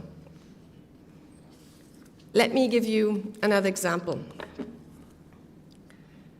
My former mentor and first PhD supervisor, Jürgen Habermas, recently told me that he could never have succeeded in today's universities. He never applied for a research grant in his life, but he wrote 20 books. In Between Facts and Norms, he presents a deliberative theory of law and democracy that goes beyond the liberal tradition. This book of 600 pages influenced more than any policy paper, the White Paper on European Governance, which, to my knowledge, is one of the first attempts to involve citizens in EU politics. It's not me who said it, this is really the Commission who said it, that this book influenced them more than any policy paper. We have to ask ourselves whether something is being lost in the transformation of universities. If we try to measure and control every aspect of knowledge production, we risk losing the ability to engage meaningfully with the world around us. What was once the project of modernity, the drive to make the world entirely available to us, may now cause the world to slip through our fingers. The sociologist Hartmut Rosa describes this as a loss of resonance. It would indeed be a huge loss if universities cease to be a space for the free exercise of intelligence, free in the sense of not being subject to a logic of immediate and mensurable utility, a space that allows society to reflect upon itself, a critical space. Let me add a third kind of consequence. If the marketplace of ideas is supposed to weed out bad knowledge and select good or useful knowledge, you end up with the problem of epistemic validity. Before you know it, you can no longer clearly validate knowledge. A scientist trained for decades, an agile self-promoter, or even an influencer selling the latest hack. Who is to say that one is better if the value of knowledge is determined by the popularity context of market selection? What you end up with is the crisis of expertise. My point is that without some form of reflexive self-understanding, knowledge production and innovation are not sufficient and perhaps even self-defeating. So let's look at the recently published Draghi report, which will be the compass for the research funding of the European Commission in the next years. The report deals with nothing less than the future of Europe, and as such is both remarkable and praiseworthy, because there's not much future out there otherwise. Draghi calls on Europe to make a radical, I quote, radical change, unquote, in the face of an uncertain, if not threatening, future. This is not just because of geopolitical turbulence and the future of the so-called liberal international order, which are serious enough. All the values on which Europe was built seems to be under threat. Prosperity, equity, freedom, peace, democracy. The foreword of the report states that, quote, the foundations on which we are built are now being shaken, end quote. At the same time, the succession of crises that required immediate responses, the COVID-19 pandemic, the 2008 financial crisis, the war in Ukraine, and the three transitions that Mario Draghi says are essential for Europe's future, one is technology, two is decarbonization, and three is security, should not overshadow, to my mind, the deeper challenge of our time, the transformation of our societies towards sustainability. To keep the future of the planet open for future generations, we need fundamental transformation of our way of life. And I think we can all agree on this diagnosis. And surely we should take the publication of this report as an invitation to reflect on how such a transformation can come about. Clearly, universities have a major role to play. Yet, the three proposed transitions by Draghi require more than implementation strategies, and the European Commission just starts now with the implementation ahead. They require social imagination, normative intelligence, and critical thinking. What models of a more sustainable society and economy can we envision? Can we think about security in new means, in new ways, away from what has been called the secularization of all aspects of life? Shouldn't we think about the future in terms of peace, rather? What kind of future will meet people's aspirations? Can we make sure that democratic institutions are able not only to back, as Draghi says, but also to shape social transformation? We should not only adapt to uncertainties and, quote, prepare for fast-changing future, unquote, but proactively seek a more sustainable and equitable future. Of course, we should embrace innovation, but we cannot do so without also thinking about the overall direction of the social transformations that innovation brings about.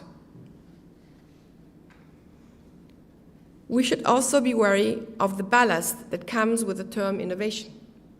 Hardly ever defined, innovation comes festooned with images of breakthroughs by nerds and the startup energy of cool entrepreneurs. And yet, I would argue that we simply do not and cannot know how to bring innovation about. We can only cultivate environments in which it can happen. Sociology and history have shown over and over again that discovery is never the result of individual intelligence.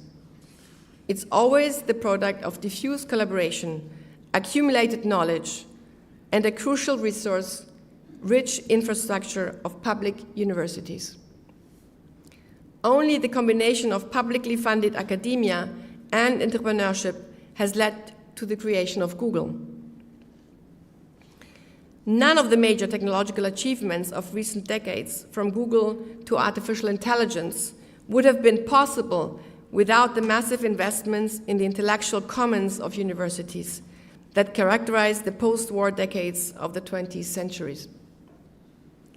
There is no doubt that tapping into these public and collective assets has given many companies a head start, which is just another way of saying that they have benefited from free cognitive capital and labor. Or, to put it in another way, innovation has often been a matter of appropriating intellectual commons. And, as Draghi rightly says, it might not go on indefinitely in the absence of renewed investment in these intellectual commons. But innovation is also relative. It addresses specific social needs. The Draghi reports indexed to a specific geopolitical configuration.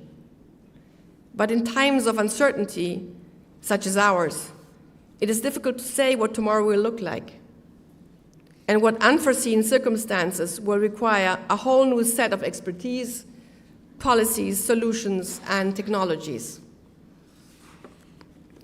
Resilience also means fostering knowledge and skills whose utility cannot be determined today, but which may prove critical tomorrow.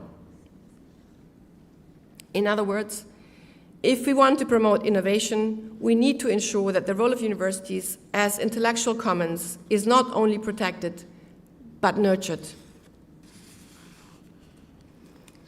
Let's look at an essay of the founding director of the Princeton Institute of Advanced Studies, Adam Flexner. The title is The Usefulness of Useless Knowledge. I love this title. It may be as relevant today as it was the book in 1939, when it was first published. Flexner showed that seeking deep questions motivated by curiosity and without concern for application often led not only to important scientific discoveries, but also to the most revolutionary technological breakthroughs. In short, no quantum mechanics, no computer chips. Societies can achieve deep understanding and practical progress by encouraging and funding free research in an environment where scholars, as Flexner said, enjoy conditions favorable to reflection. In today's fast-paced world, universities are still spaces for slow, often non-linear processes of knowledge maturation.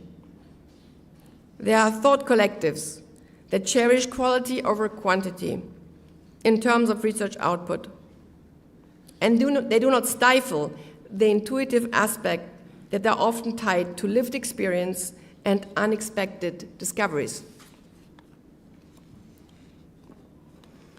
All this also speaks to the role of social sciences and humanities today. From the printing press to artificial intelligence, technological innovation is a driver for social change. And we currently lack a theoretical and conceptual framework that allows us to adequately understand the interconnection between the material, technological, social, political, and economical dimension of transformation. So we need to understand these dimensions and their complex dynamics normatively and be able to assess their conflicting values and goals. And all of this is more necessary than ever. So for these reasons, the social sciences and the humanities have yet another major contribution to make. And it goes beyond strategic foresight. It is not a matter of projecting the past or present trajectories into the future and assessing their various consequences. It's about using our social imagination beyond the existing and of remaining open to alternative futures. We have all the world's knowledge at our fingertips. What we need more than ever is human creativity that machines do not have. especially when politics seems to have abandoned its ambition to think about the future in transformative terms. Think of the slogan, "The End of History," which is less a statement about the world than a statement about the fatigue of our political imagination. Universities can be a breeding ground of our capacity for self-invention. Which way of life is desirable? Which more sustainable models of societies and economy can we think of? Let me briefly summarize the gist of my argument so far before I move on to the last part of my lecture. I've argued that universities are at the receiving end of political, social, and economic pressures, which over the last decades have often sought to turn them into assembly lines in the knowledge economy. Too often, the reaction of the academic world, especially in the social sciences and humanities, has been to retreat into traditional claims of autonomy and further isolate itself from the social world, the famous image of the ivory tower. Can we steer a course that avoids these dangers? Can we imagine universities that are both open to society and engaged with us while retaining their autonomy? There is no doubt that universities no longer have a monopoly on the production of knowledge. They are nodes, arguably major nodes, of knowledge networks that permeate societies. But what is their specificity? First, reflexivity. Reflexivity is the ability to examine one's own beliefs, judgment, and practices. It means not just thinking about the world, but also critically examining how we think about it. At a time when we are bombarded with data, the need to meaningfully interpret information is more pressing than ever. Reflexivity is not exclusive to academics, but universities have provided and should continue to provide an environment conducive to critical reflection. By generating meaning, universities shape how we see the world, how we make sense of it, and ultimately how we act in it. They are involved in what Hannah Arendt called the political. They contribute to define the terms by which we live together. They participate in the construction of the world we share. This is what distinguishes universities from schools, expert agencies, vocational training, corporate research, development, and think tanks.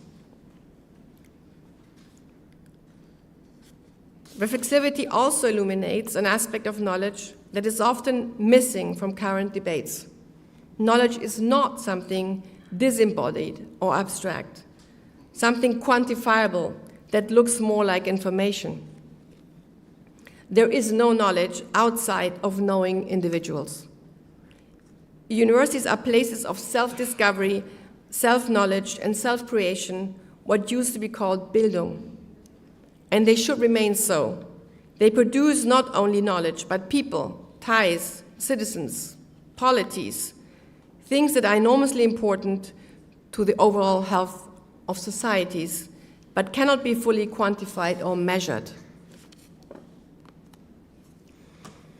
So we have talked about reflexivity. Let's now turn to the second specificity that universities have in order to be able to contribute to society.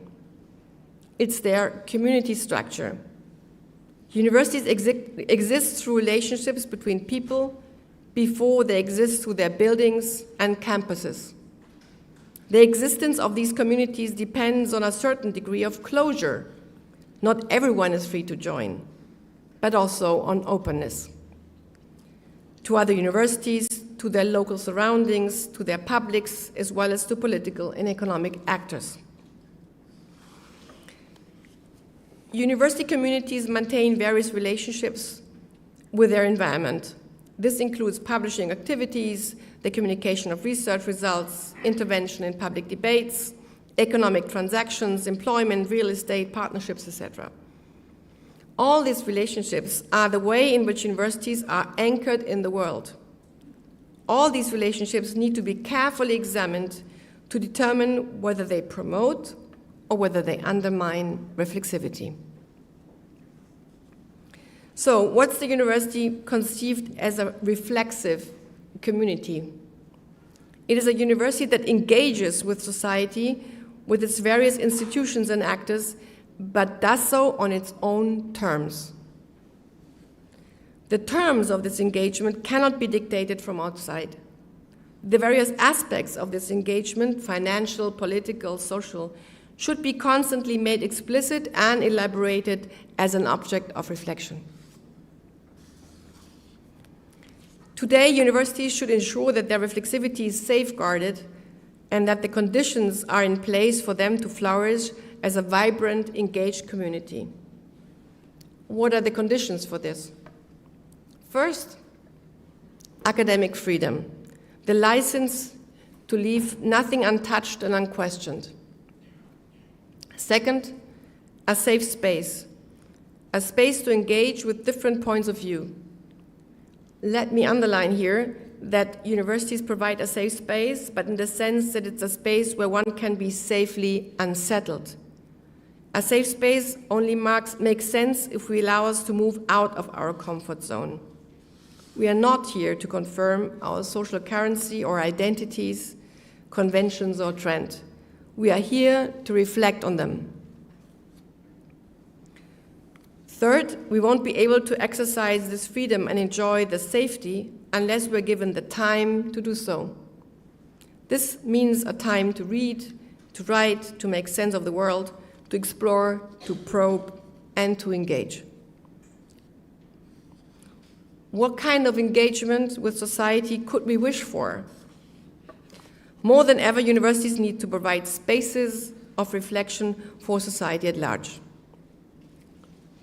As smart technologies and social networks continue to erode the public space in favor of informational silos, there is an urgent need to maintain spaces where shared understandings can be developed.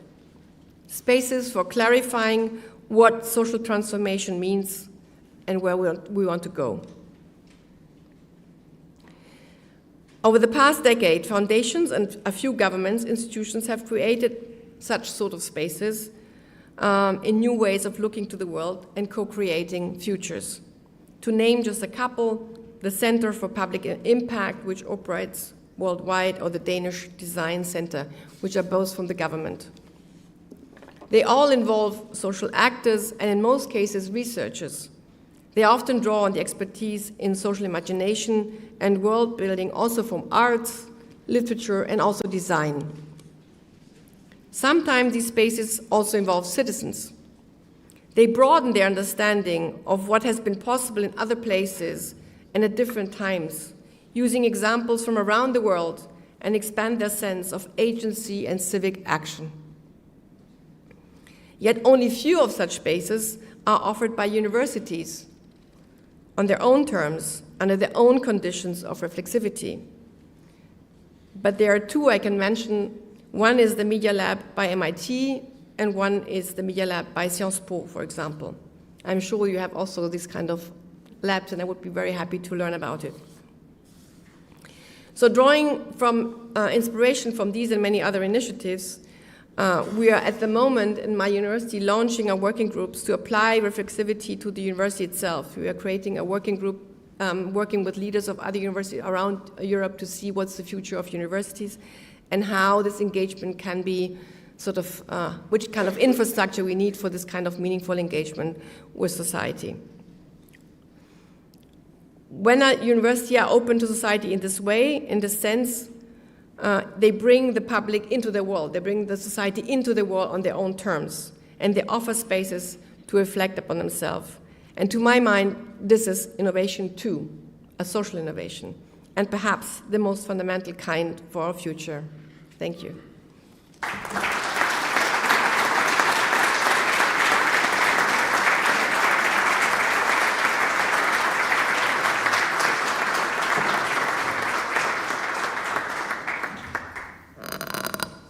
Muito obrigado, professora Patrizia Nanz por esta magnífica lição tão profunda e tão provocadora. A professora Patrizia Nanz começou por dizer que as universidades estavam sob ataque, um ataque que é político, que é imediato, mas depois fez uma espécie de arqueologia, não é, desse ataque, mostrando o que está por trás naquilo que se pede às universidades. Universidades como produzindo um conhecimento que é avaliado apenas pelo mercado, universidades como, digamos, providenciando um serviço que está fora delas mesmas. E isso reflete-se nas carreiras, nas avaliações, no modo como a universidade é organizada, nos tempos da própria universidade. E aquilo que a professora Patrizia Nanz veio aqui propor é, antes, um modelo de uma universidade que é uma comunidade reflexiva, não é? Uma universidade que está aberta ao exterior, mas com limites, nos seus próprios termos. E, como tal, consegue manter a liberdade académica, um espaço seguro para diferentes pontos de vista, o tempo para ler, para explorar, para interagir com a sociedade. Uma universidade que seja realmente uma instituição que contribua de uma forma diferenciada para o nosso presente e para o nosso futuro, e para os imensos desafios, nomeadamente o desafio da sustentabilidade, e que não seja, ao fim e ao cabo, uma universidade ao serviço de outros interesses e apenas ao serviço das forças de mercado.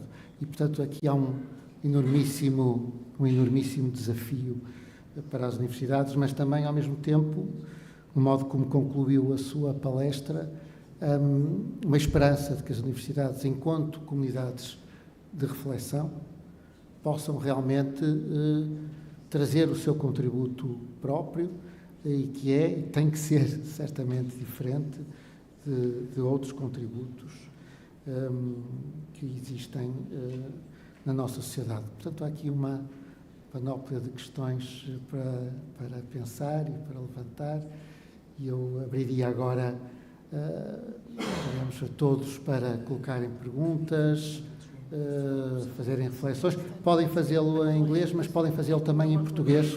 São muito bem-vindos de fazer intervenções em português, e depois nós aqui procuraremos, digamos, fazer uma tradução assim improvisada, mas portanto, são muito bem-vindos em relação a qualquer questão que queiram colocar.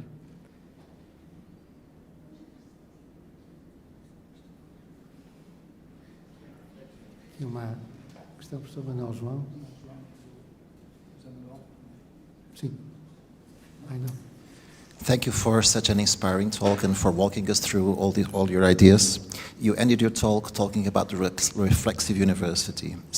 But I was thinking if there is a layer there that I don't think you've talked about too much that also is very important.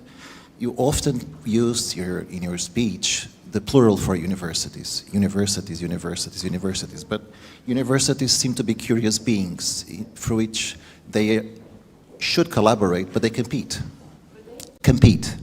They compete for students. Our rector just reminded us that the budget of this university, 56% comes from competitive funds. So is there something missing there? Are we not collaborating enough as universities, plural, so that we create that space that actually pushes for that reflexivity that we need to have, sort of slowing us down a little bit instead of always trying to fight back on what's imposed on us? Thank you. It's a great question, and I'm absolutely for deceleration and for quality over quantity, because what we produce in this kind of quantitative way of assessing our production is quantity over quality, so absolutely yes. But let me perhaps take a step back and say that today we are in times where I think we don't have another choice than have an alliance and make a proactive case, in particularly to the political world, why they need this kind of university and this kind of reflexivity and also collaboration on this, because I'm afraid that the funds will become less and less, and they will go more and more in other areas. Of course, you know which ones, and in particular for social sciences and the humanities. And so I think we have no other choice than trying to sort of have more leverage, collaborating, but also together make a claim about the usefulness, if you want, of and the added value of social sciences and humanities. For this, I think we would need, so we would have also to question the utility of the funding policies, the utility of the research policies, the utility of education policies. For this, you would have to engage with political actors and political institutions. But first of all, you would need to create infrastructure for collaboration with other universities. That's what I'm trying to do now. So I'm inviting rectors of other universities to think about the university, come up with a document, and then discuss with the political level. But I think you're absolutely right. Mais questões? José, por favor. Thank you for your thinking and the university. I have a question related with the dual use research, research civil and also in military. And you mentioned the Draghi report and considering the principles outlined in this report, how can we ensure that the dual use research is conducted responsibly to maximize the benefits while minimizing the risks of misuse, particularly in the context of rapidly advancing technologies nowadays that we face? Should we introduce concerns related with ethical considerations and also safety measures? Right. We are preparing a document on the blind spots on the Draghi report for the Commission, for the Cabinet of the President. And what we already found out is that, I mean, they're jumping ahead now with the implementation, having a compass, having a task force, etc., without thinking about how this report came about. There was not very much consultation, rather top-down, and what the downsides would be if you just jump ahead with the implementation. There have been lots of voices already around Europe on questions like yours, and I think it would be more, it would be wiser to have them on board before you start implementing the whole thing. But again, I do think it's not enough that one university or two universities raise their concerns about questions of dual use, for example, in particular when there is a competition about resources, which will go to the military.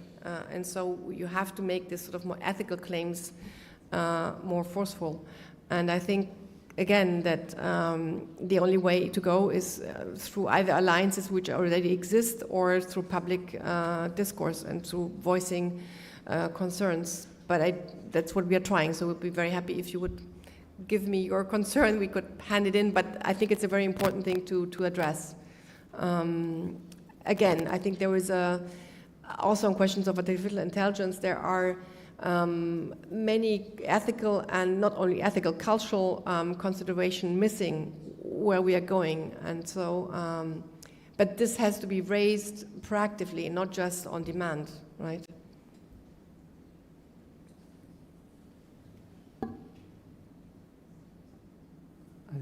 I'd also like to raise a question.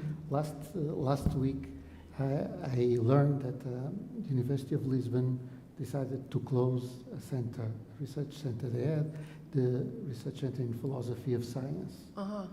And also in the science school, they think they don't need anymore to have this center. They just decide to close down, full stop.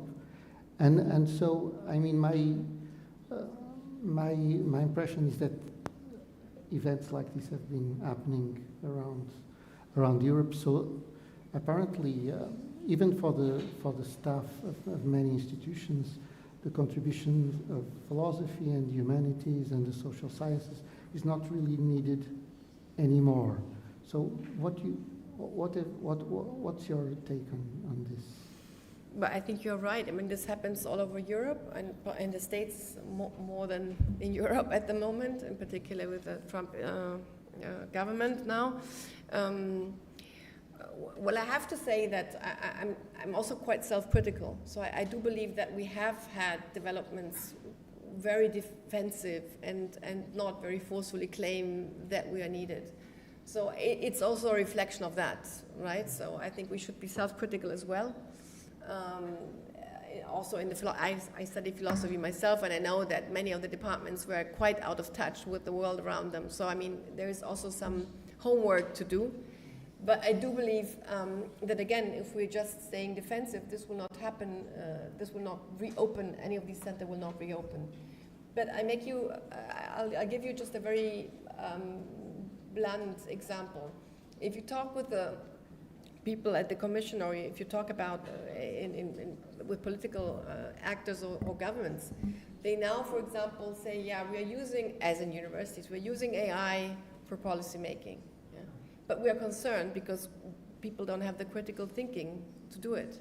So this is just a way to say, or if you talk with people in big tech, they say many of the linear knowledge or information creation, not knowledge creation, information creation, you can do through AI. You don't need humans.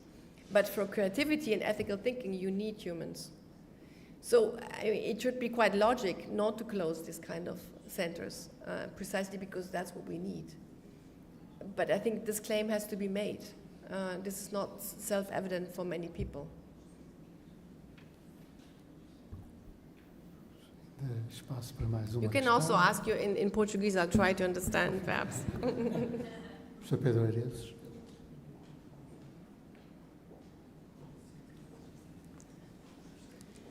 Thank you, Professor Nanz, for sharing. And of course, congratulations for the amazing talk. I have a very prosaic question, actually. You said universities are under attack, and I will say that universities are under also internal attack, in the sense that universities used to be a place for a few. Now they are a place for many. They are massive organizations, I will say monster organizations. And in this process, I think that we have the risk that become extremely bureaucratic. And in that sense, I think there's a risk of gradually marginalize the voice of the faculty and the students in the process. That's something that I think is also an attack internally. So that's my very prosaic question, or if you can take it as a piece of advice for us. What's your take on how can universities balance between this need for administrative efficiency with all these AI tools, tech platforms, and so on, at the same time with the need to ensuring that we can give space, room for the voices of the faculty, of the students within the organization? Thank you so much. That's a great question. I mean, that was the reason why I gave this talk. I arrived in Florence 9 months ago in March, right? And I'll tell you, if you want, very quickly the story. And the first day, I started to have workshops with all the constituencies, so with the faculty, with the students, with the administration, and I found out that they are hugely unsatisfied, precisely because of what you just tell me. It was always the question of declutter the UI, simplify our work, etc. What do you need? Time. That's why I said time, because they couldn't do their core business. So they are doing, I mean, the professors are loaded with bureaucratic, to my mind, self-imposed bureaucratic questions, for example, to report after each student meeting. So I thought, and this is really, this is part of the story I told you. This is not a question of the leadership of university. This is part of the knowledge, the so-called knowledge economy. This is part of the whole very long history we have since the 70s from now until now.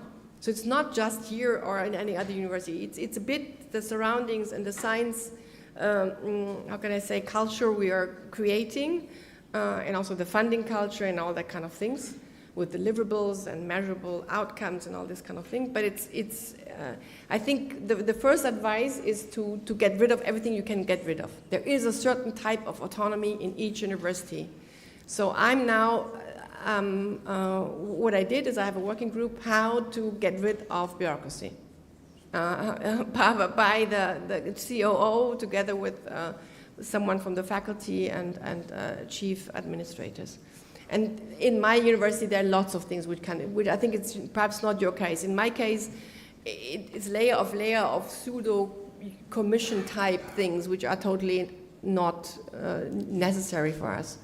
But of course, I'm aware that the surrounding is quite tough. You have to play the game. You have the rankings. You have all these kind of things. So and you have also students who want to become professors, so they're doing quantitatively certain kinds of publications, etc., etc. So of course you have to be not naive about it, but I think it's the role of universities to try also to question research policies, funding policies, education policies, perhaps not on your own again in alliances, but I think our core business is research and education. And bringing, having more understanding of the world and perhaps more perception of the future. And bureaucracy is not an aim in itself. Perhaps I said something wrong. Okay. Não sei se há mais alguma questão. Sim, uma questão ali. Hã?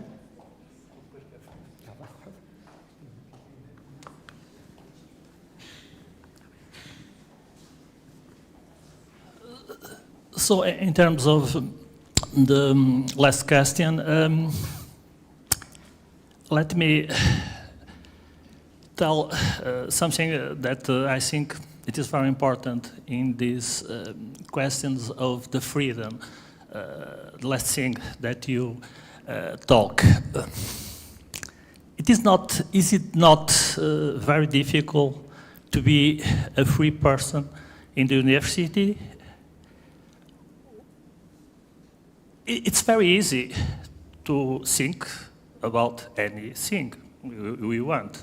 Mm-hmm. It's more difficult to have a deep thinking about the complexity of the thought, especially humanities, because we have not an external aspect to confirm or not the propositions that we have, the affirmations.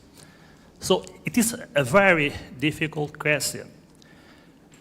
Let me just say something that is in relation to this topic. Can I,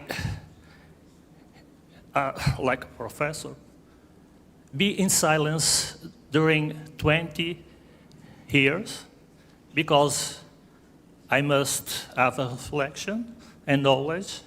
And so, after this, to talk about the persons, about the subject, about something. Because we have a lot of work in terms of bureaucratic aspects, in terms of degrees, evaluations, every year, our college. This is something that it concerns the Illuminism and the myth of the self-reflections, isolated man. The universities are prepared to this. The model is very different. It's possible to have a deep thinking, a deep reflection in relation to university, society, humanities, whatever. I can give the question back. Is there, first of all, is there any other space in society where you can have this kind of freedom? No. In your private life, perhaps. Right. So I think it's a big value which we should more than defend, no? But is your question, I'm not quite sure whether I captured your question. Is your question how an individual can stay pure in his deep thinking when around you have all these demands? That's what you're asking. well, that's why I'm trying to propose that universities are communities of reflection. So, of course, you can do it on your own, you can reflect on your own, and you can write wonderful books like Jürgen Habermas, but it's easier if you reflect commonly in a university or even between universities about the role of universities, so that you have a sort of consolidated freedom, if you want, if the organizations allow you to do this, you know what I'm saying? And you can be part of this kind of discussion, or you can even propose such a discussion. So, so I think that I think it's our duty today to step back and think about the world. In particular, if we are in times where not only we cannot, how can I say, oversee all the complexities and the uncertainty. So you need to have these places, and you have to make sure that they keep this way and perhaps improve. So I think each one of us is also responsible for the organization, not only for the production of a book. Muito bem, como a hora já está um bocadinho adiantada, eu proporia apenas que a professora Cristina Dias ou o Sr. Reitor nos dessem aqui uma última palavra. But my intention was to put a question. Yes, yes, please. Yes, not only to put a question, but also to tell you a little bit about our institutional history, for you to understand how we are facing the kind of dilemmas that you mentioned in your beautiful presentation. Thank you very much for that. But this is something that we here we almost all know very well. Oh, sorry. Okay, I'm sorry. My introduction was clear to you or not? Yes. Yeah. Okay. Thank you very much. Thank you. This university was established in 1973 under the dictatorship. We had it finished in 1974. And at those days, Portugal was living a time of economic development during last years of the 60s and the beginning of the 70s.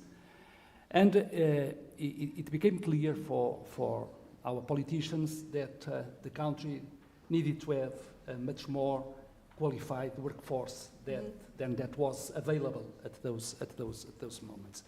So the decision to establish this university and the three other in our country, the other universities, established at exactly the same time. The idea underlying its establishment was that these institutions should contribute to economic and social development. And this implied that this kind of mandate was not seen as possible to be developed as it was expected by the previous universities existing in the country. Mm-hmm. So this was a way of changing our higher education structure, our higher education system. And so for us all, this was very clear that we were expected to be open to society, to economy, to contribute to their development. And this could made us, it was possible that we were transformed in a kind of university very, very oriented toward this kind of goals. But actually, it was not exactly that happened. Because our founding fathers, they took a very important decision at those moments. And the decision was to try to build a comprehensive universities, capable of having inside most of the fields of Disciplines. Yes, disciplines, most of the disciplines. And that the effect of this is that till now we live in a kind of tension between openness and autonomy. That kind of dilemma that you mentioned. I think that till now we managed to balance these two forces. And I think we are still living in that situation of equilibrium among these forces. But then you mentioned, and I completely agree with you, that universities are, I don't think that we can say that in Portugal they are under attack.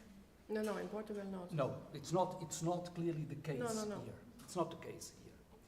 It's not the case now. We don't know what will happen in the future. And when we look around us and we see what's going on in France, in England, in Holland, in the States, and so on, we can have some fears that things may change in the future. Usually we say that what happens in Europe at a certain moment, then 10 years or 15 years later it will occur here in Portugal. So we know that the situation probably will change.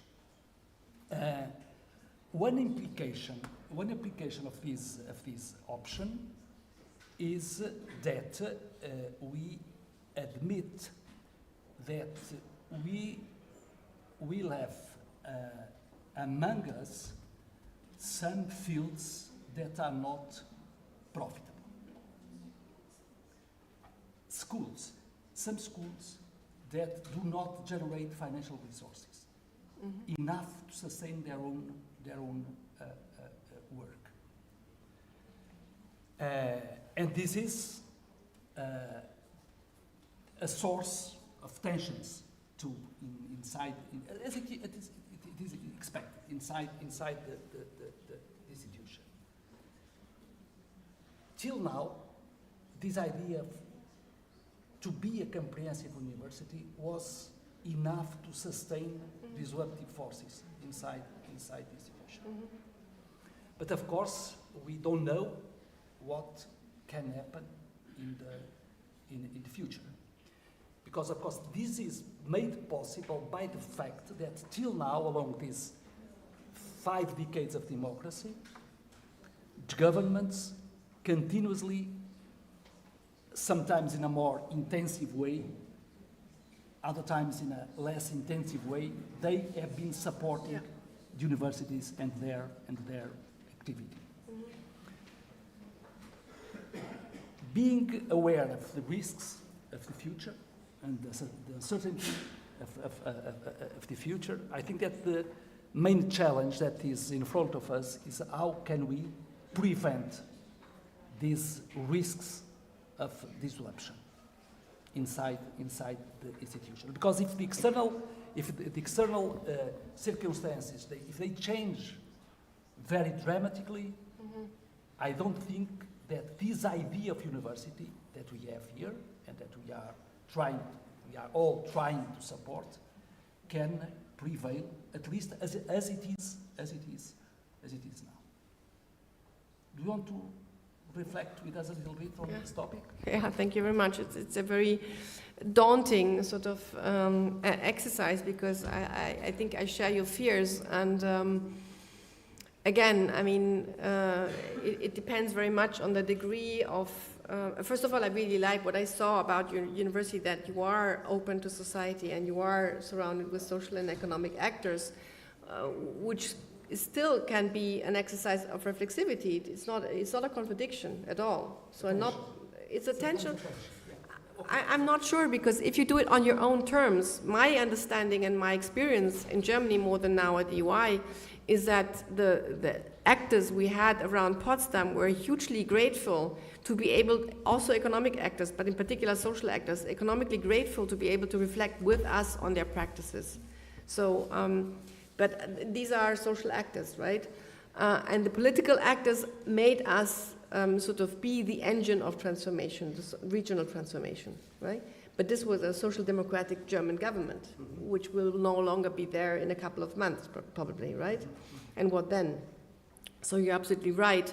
It's a question of it's also a question of, to be honest, of cultural impoverishment and a lack of far-sighted, no matter whether left or right, far-sighted leadership in political institutions to see the value of universities, which is not, it's not measurable. You cannot say, oh, because it's not profitable. You don't know what on the long term. That was my whole, half of the lecture was on that. The uselessness of the usefulness of useless knowledge. You don't know what you will need in 10 years' time, right? And if you have this logic where we don't know what the future, you don't know the skills we will need. Certainly, we will not need a kind of linear, accumulation of information, because this can be done by machines. But we'll need human creativity and orientation. I think we need much more orientation knowledge than system knowledge. System knowledge is the what. Orientation knowledge is where to go, and then we need it before. And I think there, universities have a big role to play together with social actors and society around them. But of course, the question is whether we can persuade the political leaders in countries around Europe or even beyond. But we can only try exactly showing this, that you don't know what the future will need, and what you certainly need is a kind of how can I say, is the capacity together with universities to find out about the future, because this terrain is taken by no one. At the moment, what I see is that there is not much future or any kind of vision in Europe at all. And so the young generation is really suffering a lot because there is no positive future. It's just, it's either climate change or it's like technocratic, small kind of questions of competitiveness, but there is no idea about the future. And so, and also you have the problem of, as I said, about public spaces. So, and a problem with democracy, et cetera, et cetera. So with these circumstances, I think universities have a different role to play than only 20 years ago. The big questions, and this goes back to the question of dual use, is on the funding. I mean, if the funding will now go primarily to questions of dual use and military, et cetera, will suffer huge problems in universities. And therefore, I think we need to convince the leaders of the member states, in particular right now, to be able to bring quite good reasons on the table and to resist a certain kind of development, which is very short-sighted, you know. I'm afraid I don't have a more sort of hopeful answer. May I add something else? Yeah, of course. Sorry. Thank you. But that point leads to another issue. I think that inside universities, very often we took for granted what's not granted. Oh yeah, absolutely. We assume that for politicians and for different economic actors and social actors, universities are sacred. Yeah, sacred. I know. And sacred. the fact is that they are not, as we can see in many places around Europe. And so my point is that probably we need to be much more active in the public sphere, exactly. Showing, demonstrating how relevant universities are for development of people, exactly, of our economy, of our society. And this is something that we don't know exactly how to do. We are not good at doing that, and we should be much better doing that.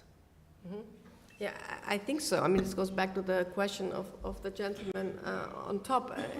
So in my university, I can tell you, when I arrived there and I looked at the budget, I said, we have really big risks. And the professors, they just said, but until now, it just came from heaven, the money. So what's the problem, you know? Why do we have to show to the 23 countries that we're having, you know, we're useful somehow? So they were totally kept very far away from any problems. What I do believe, and I think this is now quite visible, not only in Europe, but also in the United States, is that we need very different types of leadership. It's not enough to be a manager of a university anymore. You have to be an intellectual leader, able to you know, side with other leaders and be in the public debate. So there's and no one wants to do this job because it's becoming more and more risky, more and more complex, and the mandate is becoming shorter and shorter because people get fired quite quickly. So it's a very complicated thing to do. So I think we have to join forces and be more than managers and be intellectual leaders. And for this we need the faculties. We need to leverage on the faculties and collaborate to get voice and to get stand. Voices. Exactly, collective voices. Muito obrigado à professora Patrizia Nanz e muito obrigado e renovados parabéns à Escola de Direito, na pessoa da professora Cristina Dias. Muito obrigado.